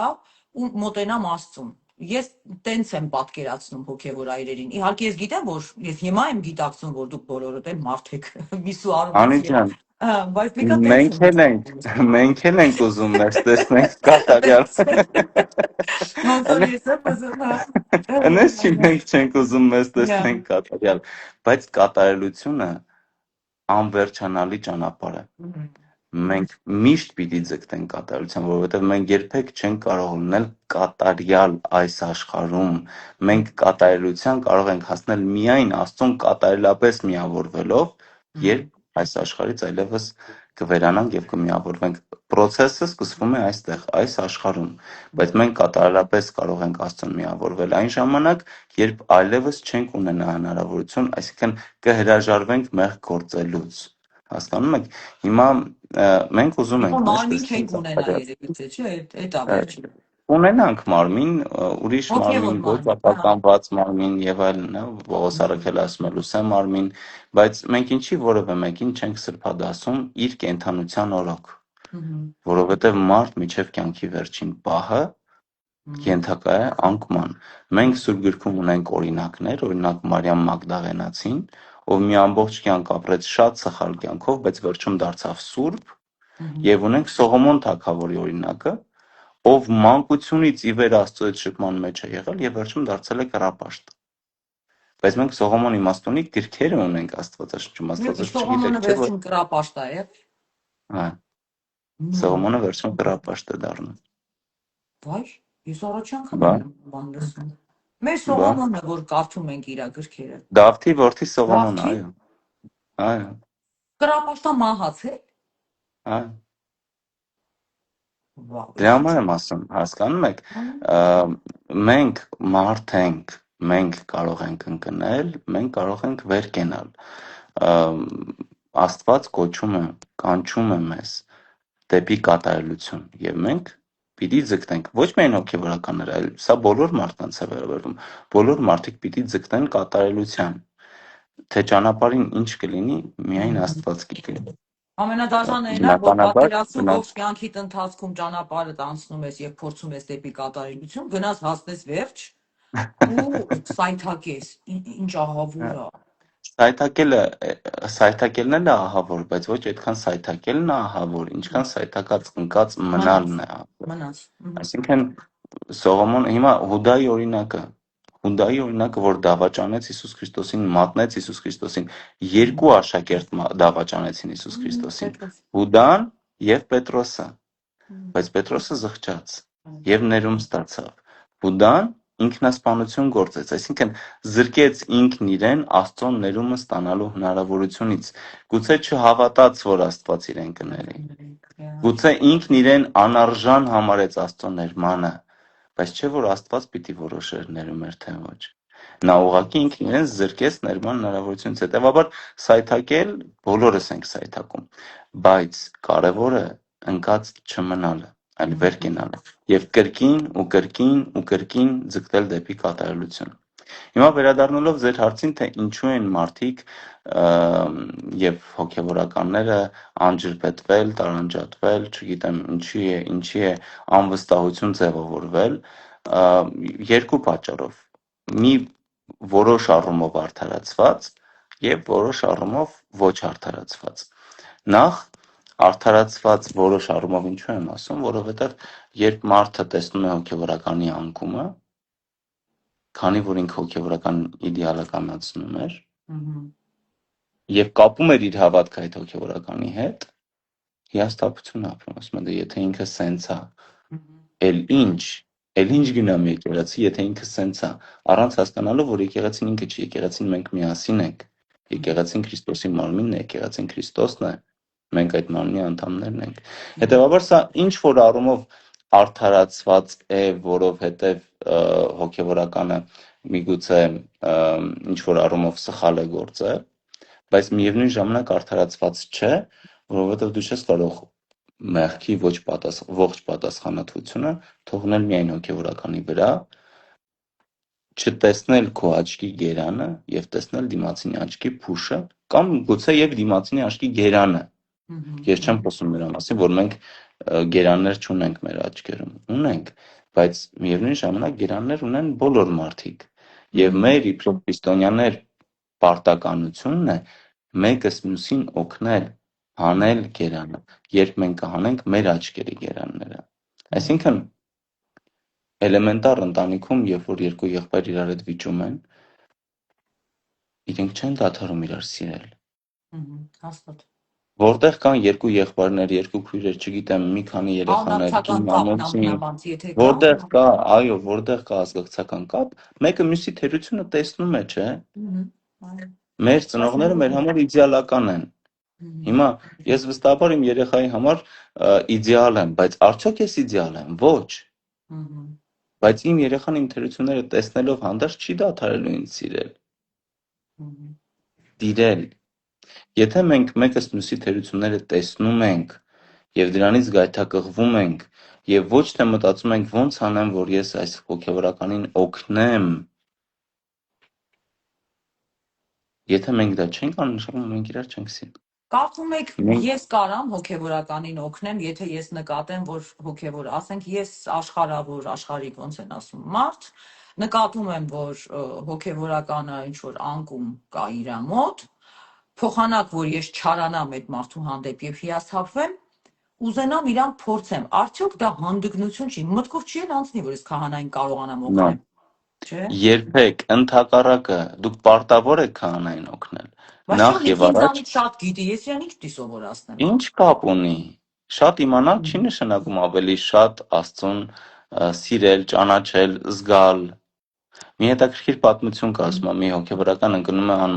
անմարդաբնակ կարելի ասել կղզի, որտեղ կային ընդամենը 3 կրթություն չունեցած անձնավորություններ, ամբողջ կյանքները այդտեղ են ապրել, ընկնում են այնտեղ, բայց հասկանում են, որ իրանք չգիտեն որտեղից Քրիստոսի մասին լսել են եւ քրիստոնյա են։ Խոսում է իրենց հետ, տեսնում է, որ այս մարդիկ քրիստոնյա են, բայց տերունական աղոթքը չգիտեն, հայր մերը չգիտեն։ Սա իրենց սովորեցնում է, ասում է այս պատողերից հետո սա ես ասում, սենց, այս կոմենկոմ, հետո գալիս է մի հատ նավ, այս հոգեվորական վերցնում է, որ տանում է, պիտի տանի արդեն իր տուն, մեկ էլ այս մարդը իրանից ուրախ նավով գնում է, տեսնում է այս 3-ը ջրերի վրայով վազելով գալիս են իր մոտ։ Գալիս են մտնում են նավի մեջ, ասում են, հայր, այս ինչ տողից հետո որ տողներ գալիս։ Այսինքն հավատքը քրիստոնեական կապված է իմացության եւ գիտության հետ։ Մենք գիտակից քրիստոնյաներ ենք։ Մեր հավատքը անիմանալի բաների մասին ինչքան էլ որ է, միևնույն ժամանակ չէ, որովհետև Աստված մեզ ճանաչվում է։ Մենք ասում ենք, որ Աստված անիմանալի է, չէ, բայց այն հանգամանքը, որ մենք ասում ենք, որ Աստված անիմանալի է, արդեն իսկ դրանով վկայում ենք, որ մենք ճանաչում ենք իրեն իբրև անիմանալի։ Հասկանում եք, այսպես մի քիչ պարադոքսալ բան է, բայց մենք ինչ որ առումով հասկանում ենք, թե ինչին ենք հավատում, բայց հավատքի զորությունը լոկ իմացությամբ չի լինում։ Նույն Սողոմոն արքայի պես ես կարծում եմ, որ մեզանից եւ որևէ մեկը երբեք Աստծուն չի ճանաչի։ Բայց մարդը ի վերջո Աստծուն թողեց։ Բայց տատիկները մեր եկեղեցու, ովքեր կռացած, այն որ չեն կարողանում տնից խանութ գնան, բայց գալիս են եկեղեցի, կանգնում են եւ աղոթում են, ես կարծում եմ օրինակի համար իրենց հավատքը մեզ համար պիտի ուսուցողական լինի եւ հոգեվորականներիս համար նույնպես։ Հետևաբար, այո, դուք հոգեվորականներին կարող եք օգնել, անկախ նրանից ով ինչքան գիտի։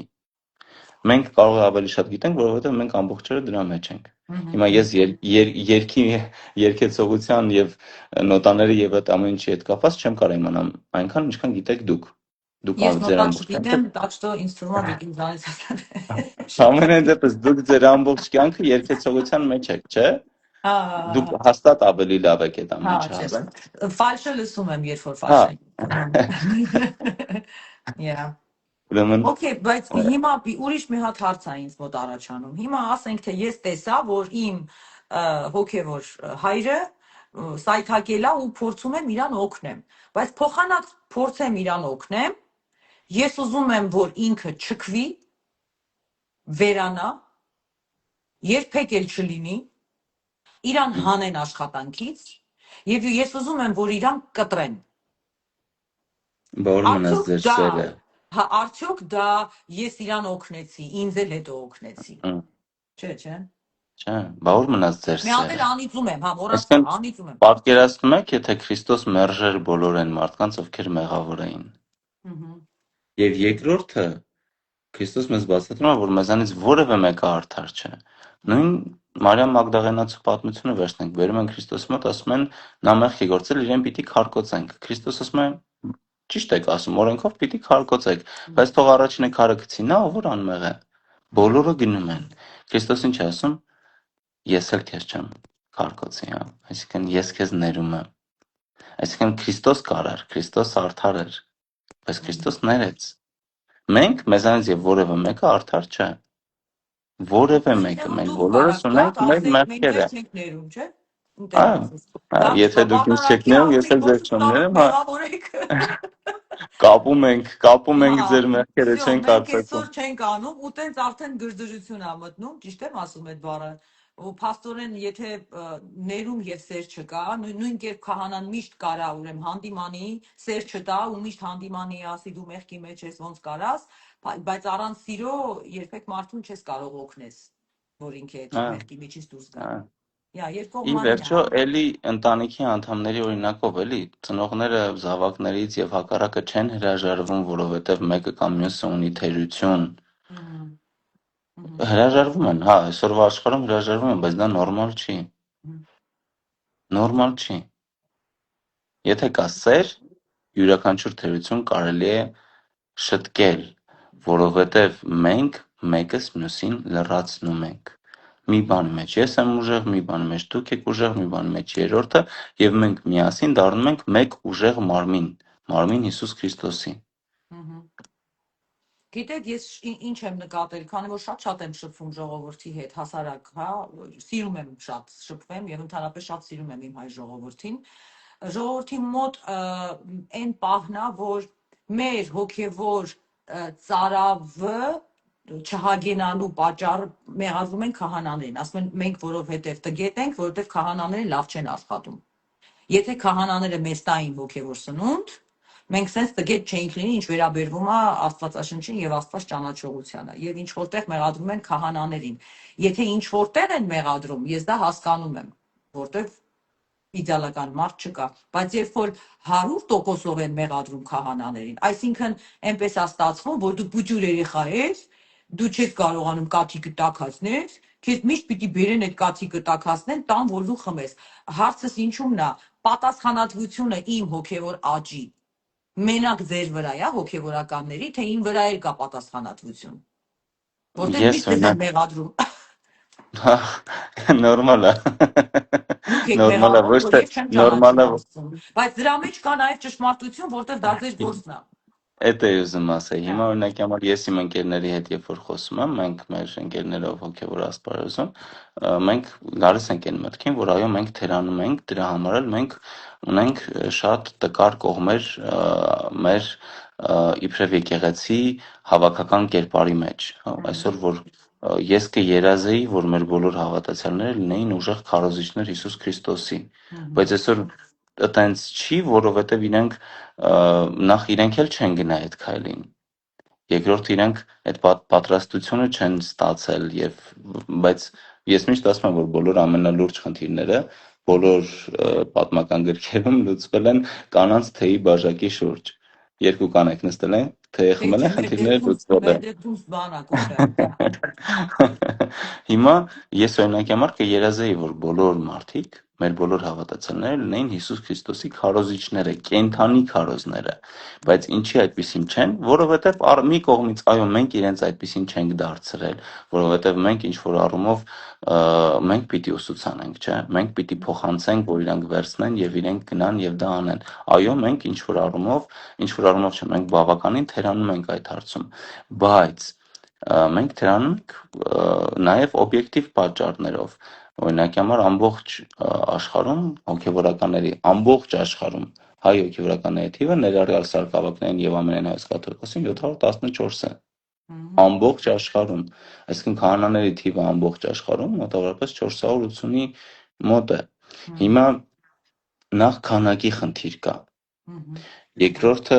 ուրիշ լիքը խնդիրներ էլ կան։ Մենք թերանում ենք, մենք թերանում ենք, մենք չի եղել սովետի ժամանակ, չէ, ընդհանրապես ինստիտուտը չի եղել, հա։ Չէ, եղել է, ինչու՞ չէ։ Արգելված է եղել ինչ որտեղ, Արգելված է եղել, բայց եղել է։ Հիմա հարցը հետևյալն է, այո, մենք թերանում ենք, դրա համար կան օբյեկտիվ եւ ոչ օբյեկտիվ պատճառներ, երբեմն ուղղակի ծուլանում ենք, կամ չգիտեմ, հազար ու մի պատճառ կարող է լինել, բայց մենք, քանի որ հավաքական մարմին ենք, միայն մենք չենք կրում պատասխանատվություն մեր թուլության համար։ Միայն այն գաղափարը, որ դուք մտածում եք, որ դուք չեք կարող ինձ օգնել, արդեն խնդրահարույց է։ Իսկ ով ինձ պիտի օգնի, եթե ոչ դուք։ Հիմա այսօր Հիսուս Քրիստոսին քարոզել, ով է ինձ օգնում։ Քանի տարի։ Վերջին անգամ լայվ արել եմ երևի մի 5 տարի առաջ։ Չեմ ասի, որ ծուլացել եմ դրա համար չեմ արել, չէ, ուղղակի ուրիշ զբաղումներ եմ ունեցել, ուրիշ պարտականություններ եմ ունեցել եւ չի հասել սրան, բայց դուք եկաք ասցիք, դերեր պիտի անենք։ Եվ արեցիք։ Հիմա դուք ինձ օգնեցիք, չէ։ Հիմա ես պատասխանատվություն կրում եմ, որ մենք մինչ այս չենք արել, կրում եմ, բայց միևնույն ժամանակ մի կողմից չի, էլի, այսինքն երկու կողմն էլ մենք բոլորս կրում ենք պատասխանատվություն մեկս մյուսի համար, ես ձեր համար, դուք իմ համար։ Որովհետև Մարմինն է։ առանց ձեզ ես ում համար պիտի գործեմ։ Եվ ինչպես եք տեսնում բարիշելու ճանապարհը, սենց լայվերով կամ ունեք ինչ-որ մի առաջարկ կամ սրտի փափկացում, որովհետև ամեն մարդու մոտ չի, որ սիրտը փափուկ է։ Օրինակ շատ մարդկանց մոտ շատ ավելի պրիմիտիվ է խոսակցությունը, նրանք հավատում են բամբասանքների եւ կապում են տարատեսակ մեղքերի հետ քահանաներին եւ չեն վստահում։ Հիմա ո՞նց անենք, որ բարիշենք։ Ինչ պիտի Ամեն անենք։ մեկս մեր հնարավորությունների շրջանակներում պիտի թակենք նրանց սրտերը եւ մոտ խնդրենք։ Սիրով, Այսինքն խոսքով, այսինքն մենք բոլորս այո պիտի քարոզենք Հիսուս Քրիստոսին։ Ինձ հարց են տալիս, ասում են Տեր, ոնց մարդուն բացատրենք, որ եկեղեցի գալը լավ բան է, էլի ոնց անենք, որ մեր հարազատը գա եկեղեցի։ Ես ասում եմ ոչ մի բան մի ասեք իրեն, ուղղակի եղեք երջանիկ։ Եվ երբ որ նրանք տեսնեն ձեր երջանկությունը, կցանկանան իմանալ երջանկության աղբյուրի մասին։ Այսինքն ինչ մենք պիտի անենք, որպեսզի վերացնենք այս պատնեշը, վերացնենք այս անդունդը, պիտի ուղղակի լցնենք այն Քրիստոսի սիրով, մեր անձերով, մեր ամբողջ գոյությամբ, մեր ամբողջ գործունեությամբ։ Ինչ հասցրեցինք պիտի անենք, ոնց հասցրեցինք պիտի անենք։ հասկացա։ Լայվեր կլինեն, էս կլինի, այն կլինի, բայց պիտի Քրիստոսի սերը Իսկ տարածենք։ ձեր կարծիքով ընդհանրապես հասարակ հիմա ասենք ես երգչուհի եմ, հայտնի եմ, կարողացել եմ ձեր հետ ծանոթանամ, դուք էլ ինձ չեք մերժել։ Հիմա կարող է հասարակ ինչ-որ մի կին է, ով կամ աղջիկ, կամ տղամարդ կապ չունի, խնդիր ունի, բայց իր համար արդյոք քահանաները հասանելի են, որովհետև երբ որ ես հայտնի չէի եւ երգչուհի չէի, ինձ թվում էր, որ քահանաները իրանք մի հատ sense անհասանելի մարդիկ են, իրանք sense այդ գլխարկները դրել են ու մեզ չեն էլ նկատում, այդ գլխարկը նենց աչքերը փակում, որ երևի տակից հազիվ է մեզ տեսնում, ու իրանք ավելի լուրջ գործերի մեջ են։ Նիդա մինյա, էլի ինչ որ ինձ իրանք ոնց ես իրան հասնեմ, ոնց գնամ եկեղեցի, ում հետ խոսեմ, որ այս քահանան ինձ տրամադրի մի 5 րոպե ժամանակ, որ ես իրան իմ գանգատը պատմեմ։ Դուք հիմա ինձ ուզում եք ասեք, որ յուրաքանչյուր հավատացյալ կարա գա եկեղեցի, խնդրի օգնություն քահանայից եւ քահանան իրան կօգնի, թե կուղարկի սարկավաղներին կասի գնացեք տեսեք բանա։ Ես ժամանակ չունեմ, գնացեք խոսացեի։ Բայց արդյոք ինձ հասանելի է որպես հասարակ ժողովուրդ, ոչ թե որպես երգչուհի։ Քահանան ինձ հասանելի եղբայր է եւ զրուցակից է, ում հետ ես կարամ գնամ եւ կիսվեմ իմ գանգատներով։ Մի անգամ, երբ որ ես զգեստավորվում էի, որ արդեն բարձրանամ պատարագի, դե արդեն վերջ, ես ժամանակ չունեմ, պիտի զգեստավորվեմ, որ բարձրանամ պատարագի։ Մի մարդ մոտեցավ ինձ, ում հետ ես արդեն նախորդիվ խոսել էի, եւ երբ որ մտավ ներս, եթե օրինակի համար նա լիներ իր արտաքնից չերևար, որ նա շատ ծանր վիճակում է, ես կասեի խնդրում եմ սպասեք պատարագից հետո։ Եվ նա պիտի սպասեր 2-3 ժամ, որովհետև ես այդ պահին այլ բանն էի անելու, որը չկարա հետադիքեի։ Այո, ես ծառայության մեջ եմ, ես պատարագ եմ անում կամ մկրտություն եմ անում, ես չեմ կարող մկրտություն ընդհատեմ, որովհետև ես այդ պահին ուրիշների համար եմ ծառայում, չէ՞։ Այսինքն չէ, որ ես պատարագ ինքս իմ համար չեմ անում։ Ես մկրտություն ինքս իմ համար չեմ անում, ես այդ պահին էլ եմ հասանելի մարդկանց, բայց ինքը կոնկրետ այդ պահին պիտի սպասեր, բայց ինքը երբ որ մտավ ներս, ես իր աչքերից հասկացա, որ ես խորան 5 րոպե ուշ եմ բարձրանալու։ Հիմա մենք ոչ միայն հասանելի ենք, այլ նաև մենք ձեր համար ենք։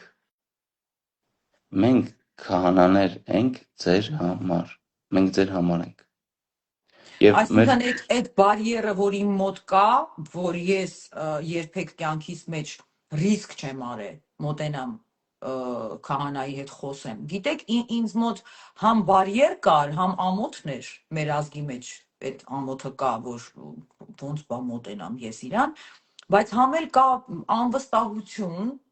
որ ախր այս մարդկանց համար ինչ ասես չեն ասում։ Ես հիմա ոնց գնամ իմ բանը գաղտնիքներս իրան պատմեմ կամ խոստովանեմ կամ ինչ որ իմ կյանքից մի բան ասեմ, եթե այս մարդը բարոյական նորմերին չի համապատասխանում։ Նայեք, ես չեմ խոսում բոլորի անունից, բայց մի հատ մասա կա, որ իրանց մոտ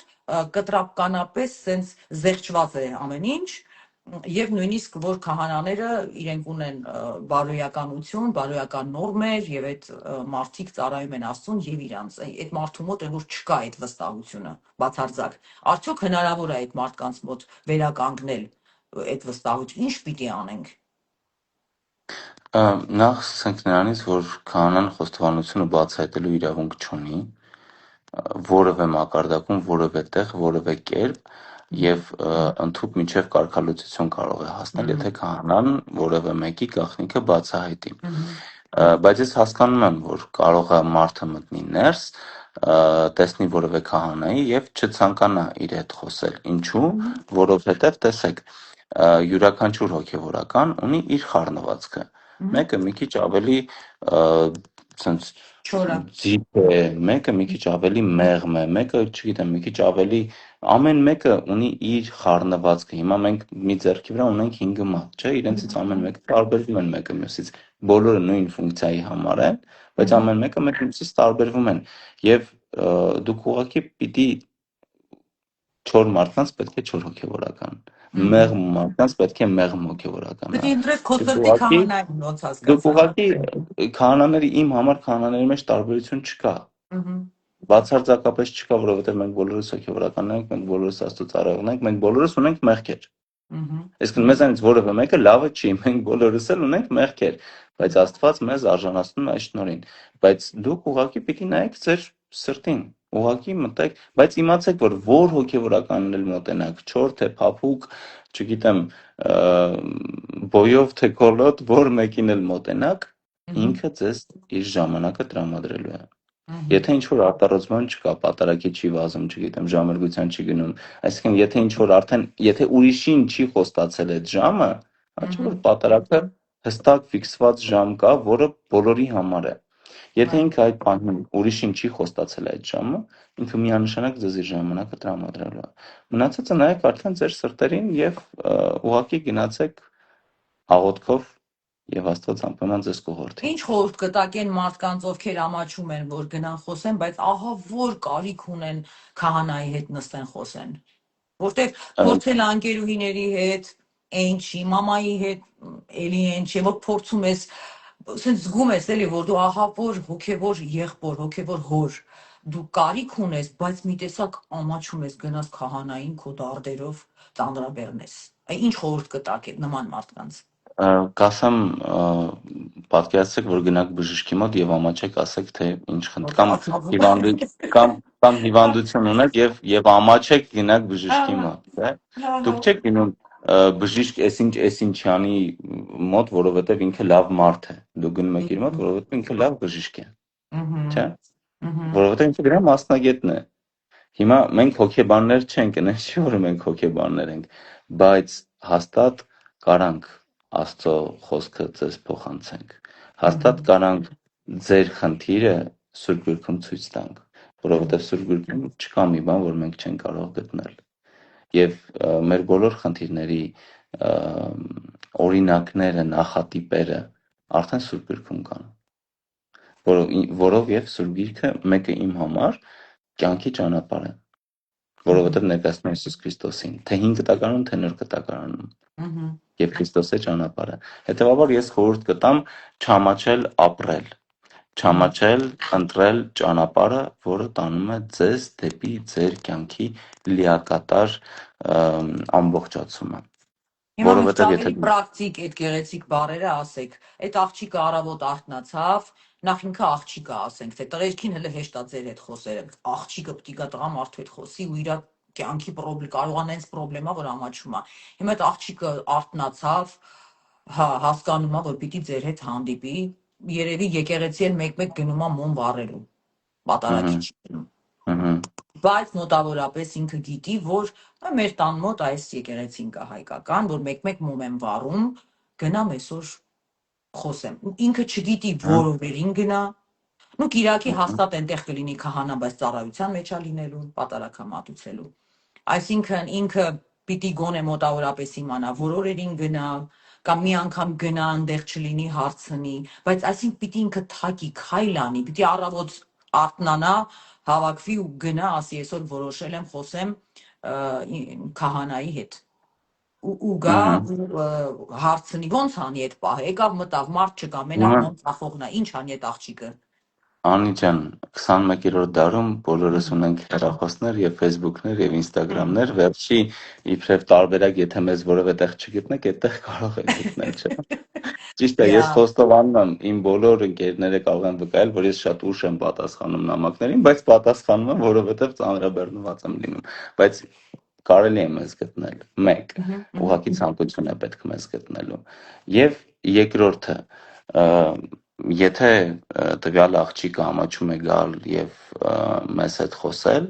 մենք ունենք շատ տարեց, սպիտակ, այսինքն երկար մուրուքներով պապիկ հոգեվորականներ։ Պապիկներից հաստատ չեմ կարծում, որ իրենք կամաչեն։ Թող գնան այդ պապիկների մոտ, այդ պապիկները իրենց կօգնեն։ Yeah. Այստեղ մենք ըստ երևույթին մի բողոքական մտայնությունով քուրիկ ունենք, որ ասում է խոստովանեք Հիսուս Քրիստոսին եւ ոչ թե քահանային։ Կուզեմ, չնայած դրա մասին արդեն խոսեցիք, բայց մի հատ թեթև անցնենք, թե մենք ինչու ենք քահանային կարող ենք խոստովանել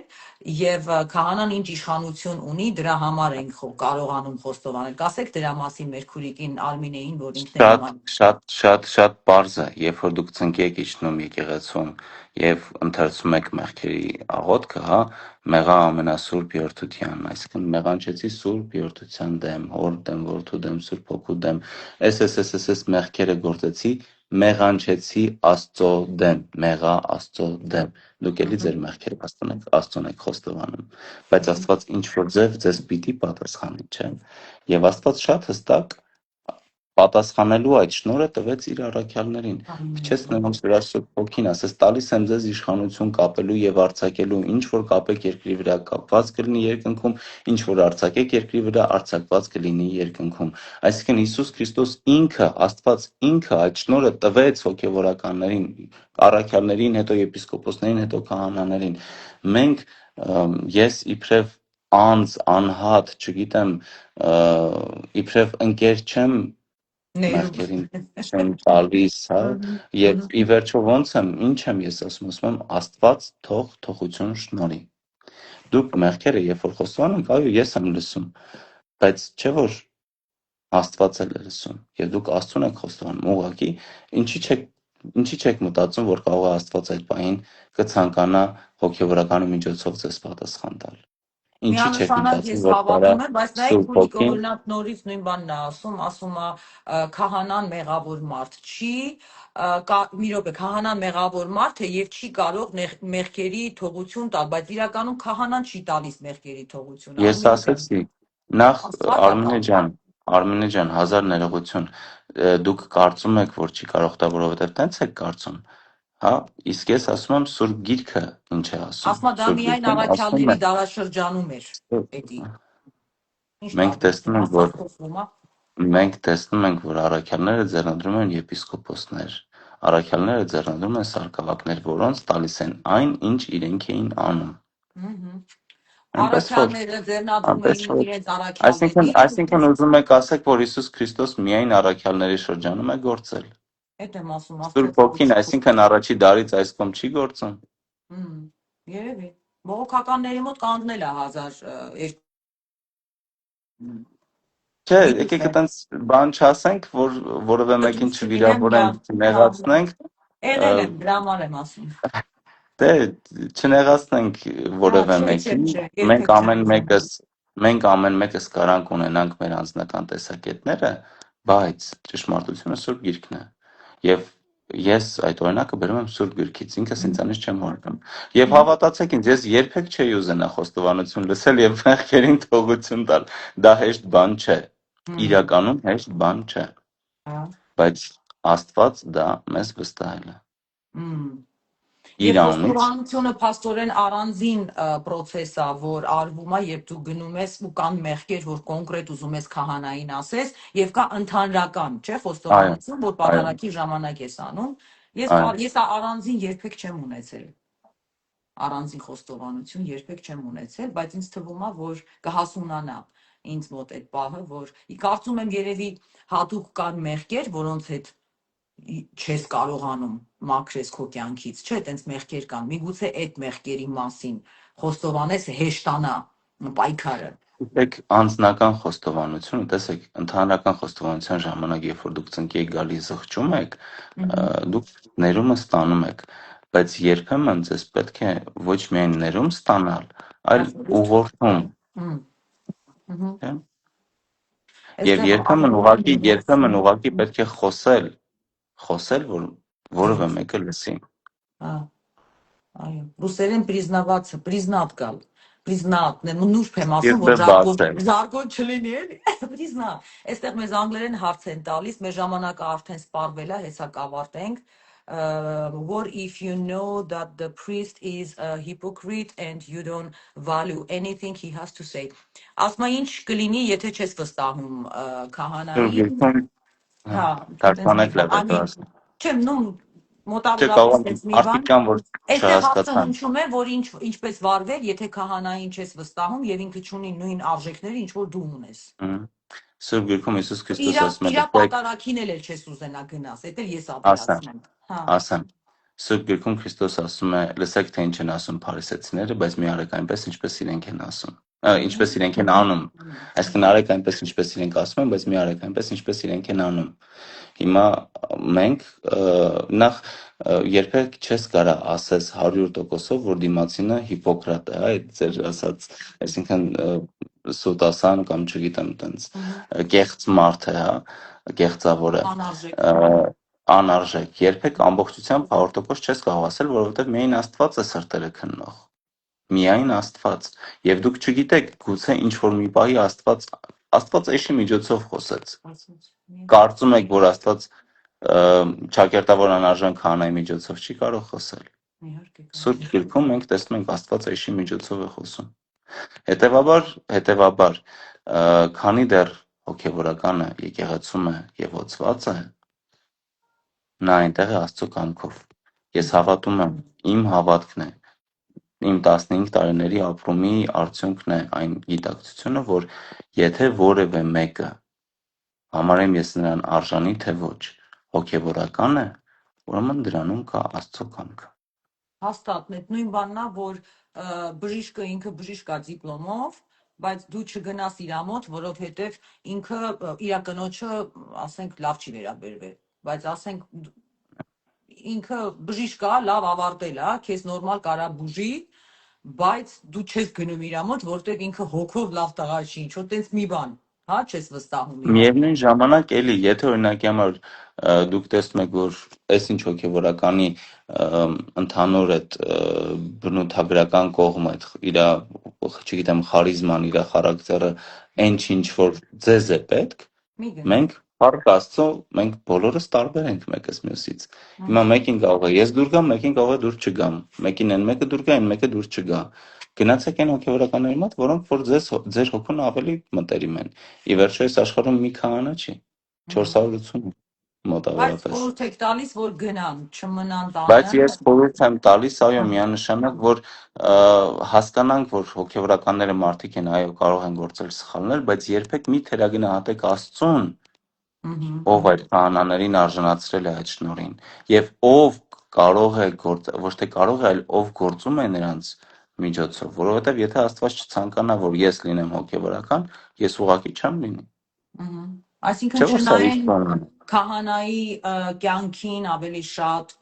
կամ եթե ինչ որ մի մեղք ունի, դրան չնայեն, որովհետեւ եթե Աստված իրան դրել է այդտեղ, Աստված գիտի, որ ինքը մեղավոր մարդ է, բայց դրա հետ մեկտեղ Աստված իրան վստահել է իր օծությունը։ Ես չեմ ասում անտեսեք քահանայի թերություններն ու սխալները, բայց ես ասում եմ սիրով վերաբերվեք, աղոթեք տվյալ քահանայի համար, նրա կողքը եղեք, որպեսզի նա ձեր ներկայությունից, ձեր սիրուց հաստվի։ Գիտեք, եթե ես վատ բան եմ անում եւ ինձ դրա դիմաց կոպտում են, ես ներքուս գիտեմ, որ ճիշտ է ամեն ինչ։ Վատ բան եմ արել, ինձ էլ կոպտում են, բայց երբ որ ես վատ բան եմ անում եւ մեկը գալիս ինձ գրկում, ասում է Տեր ջան, ոչինչ, սխալվել ես, ուղղվես,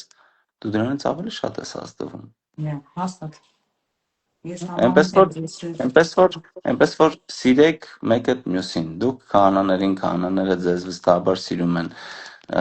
դուք եք վստահաբար սիրում քահանաներին, դրա համար էլ ձեր սրտերը ցավում են, երբ որ դուք թերություն եք տեսնում, բայց եկեք ավելի կառուցողական լինենք։ ոչ հրաժարական։ Այսինքն, եթե ձեռքդ վիրավորվել է, այո, կարող ես կտրել, գցել մի կողմ, բայց կարող ես բուժել։ Ինչն է ավելի լավ, բուժել թե կտրել։ Ես Այտենց կողմ որ եմ բուժել եմ։ այտենց որ կտրելով գնանք, վերջում մենակ գլուխն է մնալու, այն էլ անիմաստ առանց մարմնի։ No, ես միշտ երբ որ գալիս են ասում են վերջ կամ կարմիր կով իրա կաշին չի փոխի, բան ասում եմ չէ, չկա տենց բան։ Աստծո մոտ բոլոր կաշիներն էլ կարան փոխվեն, Աստծո մոտ բոլոր սրտերն էլ կարան փափկեն, ինչքան էլ քարացած ես ունեմ ընկերներ ունեմ, որ թվացյալն հենց քարացած են սրտները, որ ես մարդկայնորեն ասում եմ անհնար է, որ այս մարդու սիրտը փափկի, հա, երբևէ, բայց դրա հետ մեկտեղ նաև շարունակում եմ աղոթել, որտեղ ասում եմ Աստված հրաշար գործ է անենց կարա փափկացնի, որ ես կզարմանամ։ Այսինքն բռնել կտրել մարդուն քո կյանքից, որովհետև չես հավատում, որ Աստված կարա իրեն փոխի, կարծում եմ սխալ է։ Եվ այդ միաբանությունն էլ է ձեր ասածը հենց պահում է միաբանությունը, որ երբ որ ժողովուրդն է քահանայի կողքին, երբ որ քահանային է դժվար, եւ քահանան է ժողովրդի կողքին, երբ որ ժողովրդին է դժվար։ Այդ միաբանությունը կարծում եմ ամենասիրուն բանն է, որ Քրիստոսի մարմնի հենց խորհրդանիշն է իրար պահել։ Երբեմն քարացած սրտերին փափկելու համար պետք են տասնյակ տարիներ։ Բայց եթե դու այդ տասնյակ տարիների ընթացքում ջուր չկաթացնես այդ քարացած սրտի վրա, քարը երբեք չի կոտրվի։ Համբերություն եւ սեր։ Ամեն, այստեղ արդեն հարցեր է գնում, ինչպես ձեր հետ կարող են կապնվել, մեր Տերեզան ասում է, ես ուզում եմ գամ Հայաստան եւ մեղքերի թողություն ստանամ, երևի առանձին ուզում է խոստովանի, մեր Թերեզան հարցնում են ինչպես կարող են կոնկրետ ձեր հետ կապ հաստատել, որտեղ երևի թե վստահություն առաջացրեցիք դուք նրանց մոտ այսօր եւ իրենք ձեզ են ընտրում։ Հասկացաք, տեսնում եք ինչքան կարևոր է շփվել, զրուցել։ Ինձանից շատ ավելի լավ հոգևորականներ կան, շատ, այնպես որ հանգիստ եղեք, շատ են։ Շատ լավ է, որ շատ կան, ոչ թե մի հոգի է, չէ, ինչքան կարևոր է։ Այո, ես Ես կարծում ինձ եմ, այդ մի հոգին չեմ համարում, ես էլի եմ ասում, ես գիտեմ, ես գոնե լավ գիտեմ իմ մեղքերը, այնպես որ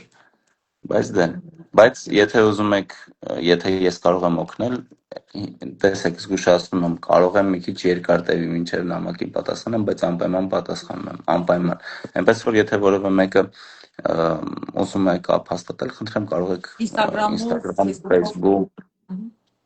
Okay, գրել եւ անպայման։ Instagram-ում ավելի շուտ եմ պատասխանում, քան թե Facebook-ում ես հաշվի առեք։ Okay, всё, իմացան արդեն ժողովուրդը։ Քանի որ մեր ժամանակը սպառվեց, այս թեմաները այնքան հետաքրքիր են, որ կարող ենք ժամերով խոսել, միշտ էսպես է։ Վերջին հարց, որպես ամփոփում, ուզում եմ այս հարցը տալ, որը շատ սիրուն հարց է։ Եթե Քրիստոս այսօր ապրեր,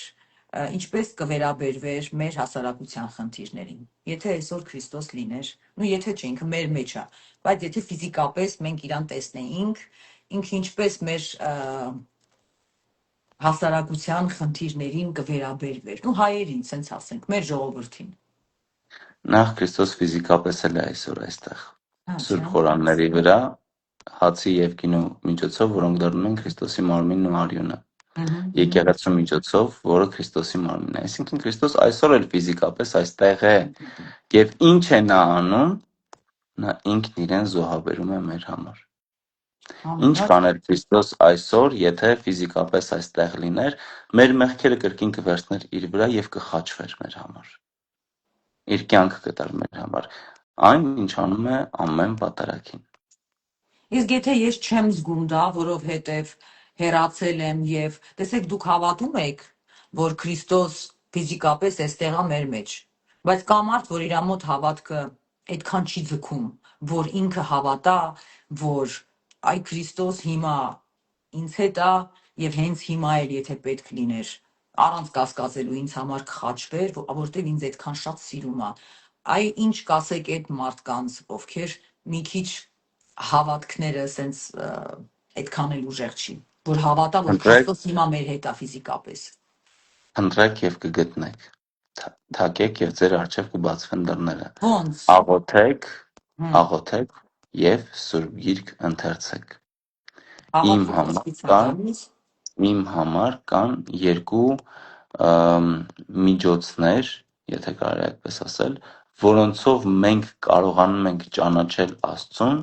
եւ որոնցով մենք կարողանում ենք ամրացնել կամ ձևավորել մեր մեջ հավատք։ Դա աղոթքն է եւ Սուրբ Գիրքը։ Զրույց աղոթք Աստծո հետ, եթե չգիտես հատուկ Այո, աղոթք, զրույց ես անում եւ Աստվածաշունչ խնդրի, կարդալ, քո բառերով խնդրի եւ կարդա Աստվածաշունչ եւ իմ մասնավորի այն մարդկանց համար ովքեր որ առաջին անգամ պիտի կարդան, նոր կտակարանը ավելի հեշտ է հասկանալ, քան թե 5 կտակարանը սկզբից։ Պետք է կարդալ ամբողջ Սուրբ Գիրքը, բայց նրանք ովքեր որ կվախենան հինից գալ դեպի նորը, ուղղակի գոնե ավետարանները կարդացեք Հիսուս Քրիստոսի կյանքը եւ իր խոսքը եւ դուք մի ընկեր ունեմ, ինքը ամեն անգամ փորձում էր կարդալ Սուրբ Գիրք, բայց ասում էր պատրաստ չեմ։ ես նույն Մի ունեմ անգամ ինձ նստած էինք, նստած էինք, ասեցի, ինչի՞ չես կարդում, ասաց, պատրաստ չեմ, ասի պատրաստ ես, այսօր պատրաստ ես, կարդա։ Կարդաց մի քանի օր հետո եկավ ասեց, դերեր ասեց ամբողջությամբ այլ մարդ եմ։ Ինչ դռներ իմ առջև բացվեցին առաջին իսկ էջից։ Հիմա ամեն մեկի հետ Աստված յուրովի է խոսում։ Մեկը կարող է առաջի էջից գտնի, մեկը կարող է վերջի էջից գտնի։ Ես չգիտեմ, Աստված ինքը գիտի ոնց ինքը այդ մարդու հետ կխոսի, բայց այն որ Աստված կբացվի, կհայտնվի, չեմ ասում sense ֆիզիկապես գտնի եւ կխոսի, բայց ինքը հաստատ կզգա դուք իր ներկայությունը ձեր կյանքում, հաստատ է։ Հետևաբար Սուրբ Գիրք, տեսեք, եւ իմ մասնավորի ավետարան, մենք խորանից ավետարան ենք կարդում։ Մենք Սուրբ Գրքի մնացած գրքերը կարդում ենք Ացյանից, Պատերեքի ժամանակ եւ խորանից ավետարան ենք կարդում։ Ինչու՞, որովհետեւ ավետարանում արդեն ներկայացված է հենց Հիսուս Քրիստոս։ Ամբողջ Սուրբ Գրքում է ներկայացված Հիսուս Քրիստոս, բայց կուլմինացիոն պահը ավետարանն է։ Մենք ունենք 4 ավետարաններ, որոնք պետք է ընթերցել։ Ուրեմն ինչ եմ ուզում ասեմ, Հովհաննեսի ավետարանի առաջին նախադասությունը, առաջին համարը, երբ որ կարդում ենք, տեսնում ենք, որ Հիսուս Քրիստոս կոչվում է Աստծո խոսք, ով է Աստված։ Եվ պատահական չէ, որ Հիսուս Քրիստոս Աստծո որդին կոչվում է խոսք, Աստծո խոսք։ Մենք որտեղից ենք ճանաչում Աստծո խոսքը։ խոսքով, Սուրբ Գրքից։ գրքի խոսքերից ճանաչենք Այնպես որ եթե ճանաչում եք, եթե ցանկանում եք ճանաչել Աստծուն, պիտի ճանաչեք Աստծո խոսքը։ Քրիստոսին Սուրբ Գրքի միջոցով եւ աղոթքով, որովհետեւ դա միայն գիտություն չէ, դա նաեւ ապրում է։ Yeah. Այստեղ մեզ ասում են please can you save the live so we can watch it later. Անպայման Ջուլի ջան, խնդրում եմ որ պահեմ լայվը, անպայման կիսվելու եմ Instagram-ով եւ առաջնաստված նաեւ կտեղադրեմ Facebook-ով, որպեսզի բոլորը ովքեր հետաքրքրված են, անպայման լսեն ձեր խոսքը։ Մեր ժամանակը արդեն 22 րոպե անցել է, միշտ այդպես է, մենք դեմ չենք։ Շատ շնորհակալություն, որ այսօր մեզ հետ էիք, մեզ միացաք, Տեր Մովսես ջան, Աստված ձեզ շատ օրհնի, ձեր ընտանիքը, ձեր ծնողներին, որ այսքան լավ զավակ են մեծացրել, գիտեմ, որ ձեր պապան միշտ Աստվածաշունչա կարդացել, մաման էլ շատ ուզելա, որ դուք դառնաք հոգևոր մարդ, ձեր մյուս ինտերվյուն եմ լսել, ձեր կյանքից, որ պատմում եք, Աստված օրհնի ձեր ծնողներին։ Ես այնքան եմ ուրախանում, որ մեր հայ ծնողները նորմալ են նայում, երբ իրենց զավակը ուզում է դառնալ հոգևորական, որտեղ գիտեմ ծնողներ, ովքեր դեմ են գնում եւ երջանիկ չեն լինում զավակի ընտրությամբ, այնպես որ կարծում եմ, որ շատ կարևոր է նաև ծնողները։ Շնորհակալություն մեր հետևորդներին, ովքեր այսօր մեզ միացան, համարյա ամբողջ լայվի ընթացքում 100-100-ից ավել մարդիկ էին այսօր մեզ հետ, որը շատ ուրախալի է, շնորհակալ եմ շատ, որ մեզ հետ էիք։ Եվ այսօր այսքանը հուսամ էլի կհանդիպենք, չէ՞, Տեր Մովսես ջան, էլի Անիջան, ունենանք։ մենք այո, իհարկե, յուրաքանչյուր 3 շաբթի։ Յուրաքանչյուր 3 շաբթի կարող ենք հանդիպել, եթե ֆորս մաժորային ինչ-որ իրավիճակ չլինի։ Եվ ես նույնպես ցանկանում եմ շնորհակալություն հայտնել բոլոր այն մարդկանց, ովքեր այսօր մեզ հետ էին, ովքեր հետևում էին, ովքեր պիտի նայեն։ Ես ուզում եմ շնորհակալություն հայտնեմ ձեզ, որ դուք հետաքրքրված եք Հիսուս Քրիստոսով, որ դուք ձգտում եք դեպի Հիսուս Քրիստոս եւ մենք պիտի աղոթենք ձեր համար, դուք պիտի աղոթեք մեր համար, որովհետև Աստված այնտեղ է, որտեղ երկու հոգին աղոթում են իր անունով։ Հետևաբար շնորհակալություն ձեզ բոլորիդ եւ հատուկ շնորհակալություն ձեզ Անի ջան, ես շատ ուրախ եմ, որ դուք դարձել եք հայ եկեղեցու հավատարիմ ոչ միայն հետևորդ, այլ նաեւ քարոզիչ։ Ես դրա մասին եմ ասում, որ մենք պիտի կարողանանք ինքներս մեր անձերով քարոզենք Հիսուս Քրիստոսին։ Մեր կյանքով մենք պիտի ցույց տանք, որ Հիսուս Քրիստոս մեր կյանքում հրաշքներ է գործում։ Մենք խոսել ենք այդ հարցի շուրջ եւ ես գիտեմ ինչ հրաշքներ է գործել Աստված ձեր կյանքում եւ մարդիկ տեսնում են դա եւ դա իրենց ուղղորդում է դեպի Աստված, այնպես որ շնորհակալ եմ ձեզ, ապրեք։ Thank you, Աստված օգնի բոլորին։ ամեն, այստեղ ինձ ասում են վերջին նամակը կարդա, բայց այնքան նամակ կա, ես որ մեկը կարդամ, ինչ որ կարևոր բան կա, ասում են դրան ուշադրություն։ Не всегда приходится армян видеть, ведь Армения так далеко, այստեղ մեր հարցում կար վերևի մասում, ինչ որ մարդիկ հարց են տվել, որ ես ապրում եմ Եվրոպայում եւ մասնակցում այստեղի կաթոլիկ եկեղեցի եւ հաղորդությունն են վերցնում, արդյոք մեղք է, քանի որ հայկական պատարագիչ չի կարողանում մասնակցել։ Տեր Մովսես ջան, իրեն էլ պատասխանենք, նոր գնանք էլի, հա, Շատ որտեղ լավ, երևի ես հարցնա, հա։ ուրեմն ասեմ, տեսեք, կանոնական տեսանկյունից կաթոլիկ ուղղափառ եւ արևելյան ուղղափառ եկեղեցիները, այսինքն հայկական, մալանկարա, եթովպական եկեղեցիները եւ այլն, իրենք այդ երեք խմբերը մեկը մյուսի հետ հաղորդակցական հարաբերության մեջ չեն, այսինքն մենք մեկը մյուսին մոտ հաղորդություն չենք ստանում կանոնական տեսանկյունից։ Մի րոպե, եթովպացիների, ղպտիների մոտ չենք ստանում։ Մենք իրանց մոտ ստանում ենք, այսինքն արևելյան ուղղափառ եկեղեցիները, եթովպացիները, ղպտիները, հայերը, մալանկարը, հնդիկները, մենք իրար հետ ստանում ենք հաղորդություն, որտեղ մենք իրար հետ հաղորդակցական միության մեջ ենք։ Ըստ օրենքների մյուս օրթոդոքսների հետ եւ կաթոլիկների հետ մենք հաղորդությունական միության մեջ չենք։ Ռուսական այստեղ հարցնում կարող է ոչ էլ ռուսականի հետ։ Կարող է ես հիմա մի բան ասեմ, որ ինձ շատերը քարկոծեն, սա խնդրում եմ ընդունեք իմ անձնական տեսակետ, բայց ես քանի որ եւ կաթոլիկ եւ օրթոդոքս եկեղեցիները ավանդական եկեղեցիներ են եւ այո մենք ունենք աստվածաբանական տարբերություններ, որոնց պատճառով մենք բաժանվել ենք ժամանակի ընթացքում, բայց այսօր կարծում եմ աստվածաբանական խնդիրները ավելի հեշտ ենթակային լուծման եւ գալու է մի օր, երբ որ եկեղեցիները կրկին լինելու են հաղորդութենական միության մեջ, որովհետև այսօրվա դրությամբ, երբ որ դու ուսումնասիրում ես օրթոդոքս աշխարհի աստվածաբանությունը կամ կաթոլիկ աշխարհի աստվածաբանությունը, դու հասկանում ես, որ այո, կան կետեր, որոնք տարբեր են, բայց միևնույն ժամանակ որևէ մեկը չի կարող ասել, որ իրենց եկեղեցում հաղորդությունը հաղորդություն չի։ Որևէ մեկը չի կարող ասել, որ կաթոլիկ եկեղեցում մարմինը եւ արյունը Հիսուս Քրիստոսի մարմինը եւ արյունը չեն։ Այսինքն, եթե չունես ոչ մի հնարավորություն, կարող ես ստանալ, տենց եք խոսալիս։ Այո, պիտի ստանաս։ Եթե չունես այլ հնարավորություն, դու պիտի ստանաս Քրիստոսի մարմինն ու արյունը։ Եթե կա հայկական, ամենակարևոր բանն է միություն Աստծո հետ, սուրբ հաղորդությամբ եւ սուրբ գրքով։ Սա մեր հիմքն է, որի վրա մենք կառուցվում ենք։ Եվ եթե կա հայկական եկեղեցի, բնականաբար մենք գնում ենք հայկական եկեղեցի, ոնց որ եթե կան կաթոլիկներ եւ կա կաթոլիկ եկեղեցի, պիտի գնան կաթոլիկ եկեղեցի, կան հաղորդություն ստանալու։ Ես չեմ ասում ուղակի գնալու, ուղակի ամբողջ օրը կարող եք այնտեղ անցկացնել, խնդիր չի,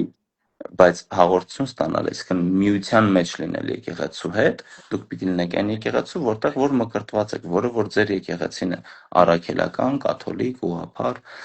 եթե կան կաթոլիկներ, պիտի կաթոլիկ եկեղեցում հաղորդություն ստանան, օրթոդոքսներ օրթոդոքս եկեղեցում, առաքելականներ առաքելական եկեղեցում, բայց ի վերջո մենք երեքս էլ տարբեր եկեղեցիներ չենք, մեզանից ամեն մեկ առանձին ծառ չի, մենք մի ծառի տարբեր ճյուղերն ենք։ Բայց այդ նույնը չես կարող ասել աղանդավորներին եւ շատ, այո, իհարկե, աղանդավորների մասին չես կարող, աղանդավորների մասին նման բան չեմ կարող ասել։ Իրանք չեն էլ տալիս հաղորդություն, շատ հազվադեպ։ Yeah. Հիմա այսինքն մեղք չեք գործում, եթե դուք հաղորդվում եք կաթոլիկ եկեղեցում։ Ինչ է մեղքը։ Քայլ, որը հեռացնում է ձեզ Աստծուց։ Հաղորդություն ստանալով դուք մոտենում եք Աստծուն։ Միևնույն ժամանակ, եթե կա առաքելական եկեղեցի, բնականաբար իմ հորդորն է, որպեսզի դուք լինեք ձեր տանը, առաքելական Իսկ մեր եկեղեցում։ սրբերը ինչ են ասում սրա վերաբերյալ, ասում են նիստացի։ Նայած որ դարաշրջանի սրբերը, օրինակի համար, եթե մենք ընթերցենք շնորհալու նամակները, մենք կտեսնենք, որ շնորհալին ինքը ջատագովն էր միության, ինքը ցանկանում էր միություն, բայց ինքը ասում է, ես չեմ կարող գալ միության, քանի դեռ դուք մեզ չեք նայում իբրև հավասար եղբայրներ, քանի դեռ դուք մեզ նայում եք իբրև ստորադաս եւ վերադաս, միությունը մեր մեջ չի կարող լինել։ Այն ժամանակ, երբ որ մենք կդառնանք հավասար եղբայրներ, այն ժամանակ, երբ որ դուք մեզ կդարկեք իբրև հավասար եղբայրներ, բոլոր խնդիրները, որոնք մեր մեջ կան, կլուծվեն։ Եվ իսկապես, բոլոր խնդիրները, որոնք մեր մեջ կան, աստվածաբանական, եկեղեցաբանական, կլուծվեն։ Առանց որևէ մեկը մյուսին վնաս տալու, ընդհակառակը, ցածրացնելու, այո, ընդհակառակը, ուղղակի պետք է լինի Քրիստոսի սերը կատարելապես երկու կողմից, 2, 3 եւ այլն։ Այո, հաստատ։ Մենք մի հատ մեր մեջ գտնենք դորդուբեշ անենք, այդ բառը հայերեն չի։ Մենք մի հատ մեր մեջ միաբանվենք, լավ լինենք, ու կսկսենք արդեն միաբանվել մնացածին, ինչու ոչ եկեղեցին տենց ավելի կուժեղանա, ես էլ եմ միաբանությանը լրիվ կողմ, բայց ունենք այն ինչ ունենք եւ պիտի պահենք այն ինչ ունենք։ Միությունը երբեք չի ենթադրում զեղչում ինքնության, երբեք։ Այսինքն, երբ որ ես ասում եմ միանալ եկեղեցիների համար, այդ միությունը պիտի լինի հաղորդության մեջ։ Այսինքն մենք մեկս մյուսից հաղորդություն ստանանք։ Մեկս մյուսի հետ չկռվենք։ Այսինքն մի քիչ կոպիտ է հնչում եկեղեցիների պարագային կռվել, բայց դա պատմական իրադարձությունն է։ Կռվել են, բաժանվել են։ Չեն հասկացել իրար, բաժանվել են։ Այսօր տարբեր տեսակետներ ունենք, բայց կարանք հասկանանք իրար։ Կարանք մեկս մյուսին հաղորդություն տանք։ Ես հավատում եմ, որ կգա այդ օրը։ Հայից չեմ տալիս։ Չէ, կարա քահանանացի ու հայից չեմ տալի քեզ։ Այո։ Պիտի հաղորդության միության մեջ լինենք եւ հավատում եմ, որ ինչ որ մի օր կլինենք։ Okay, ոնց ասեք։ Հա, նորից շնորհակալություն։ Աստված օրհնի ձեզ։ Ես չեմ կարդում ոչ մի կոմենտ, որտեղ հենց կարդամ նորից էլի բացվելու են լիքը հարցեր, կթողնենք սա մյուս անգամվան։ Շատ է։ Աստված օրհնի բոլորիդ, ապրեք։ Շնորհակալություն, Աստված օրհնի բոլորին, հաջողություն, կհանդիպենք մյուս շաբաթ։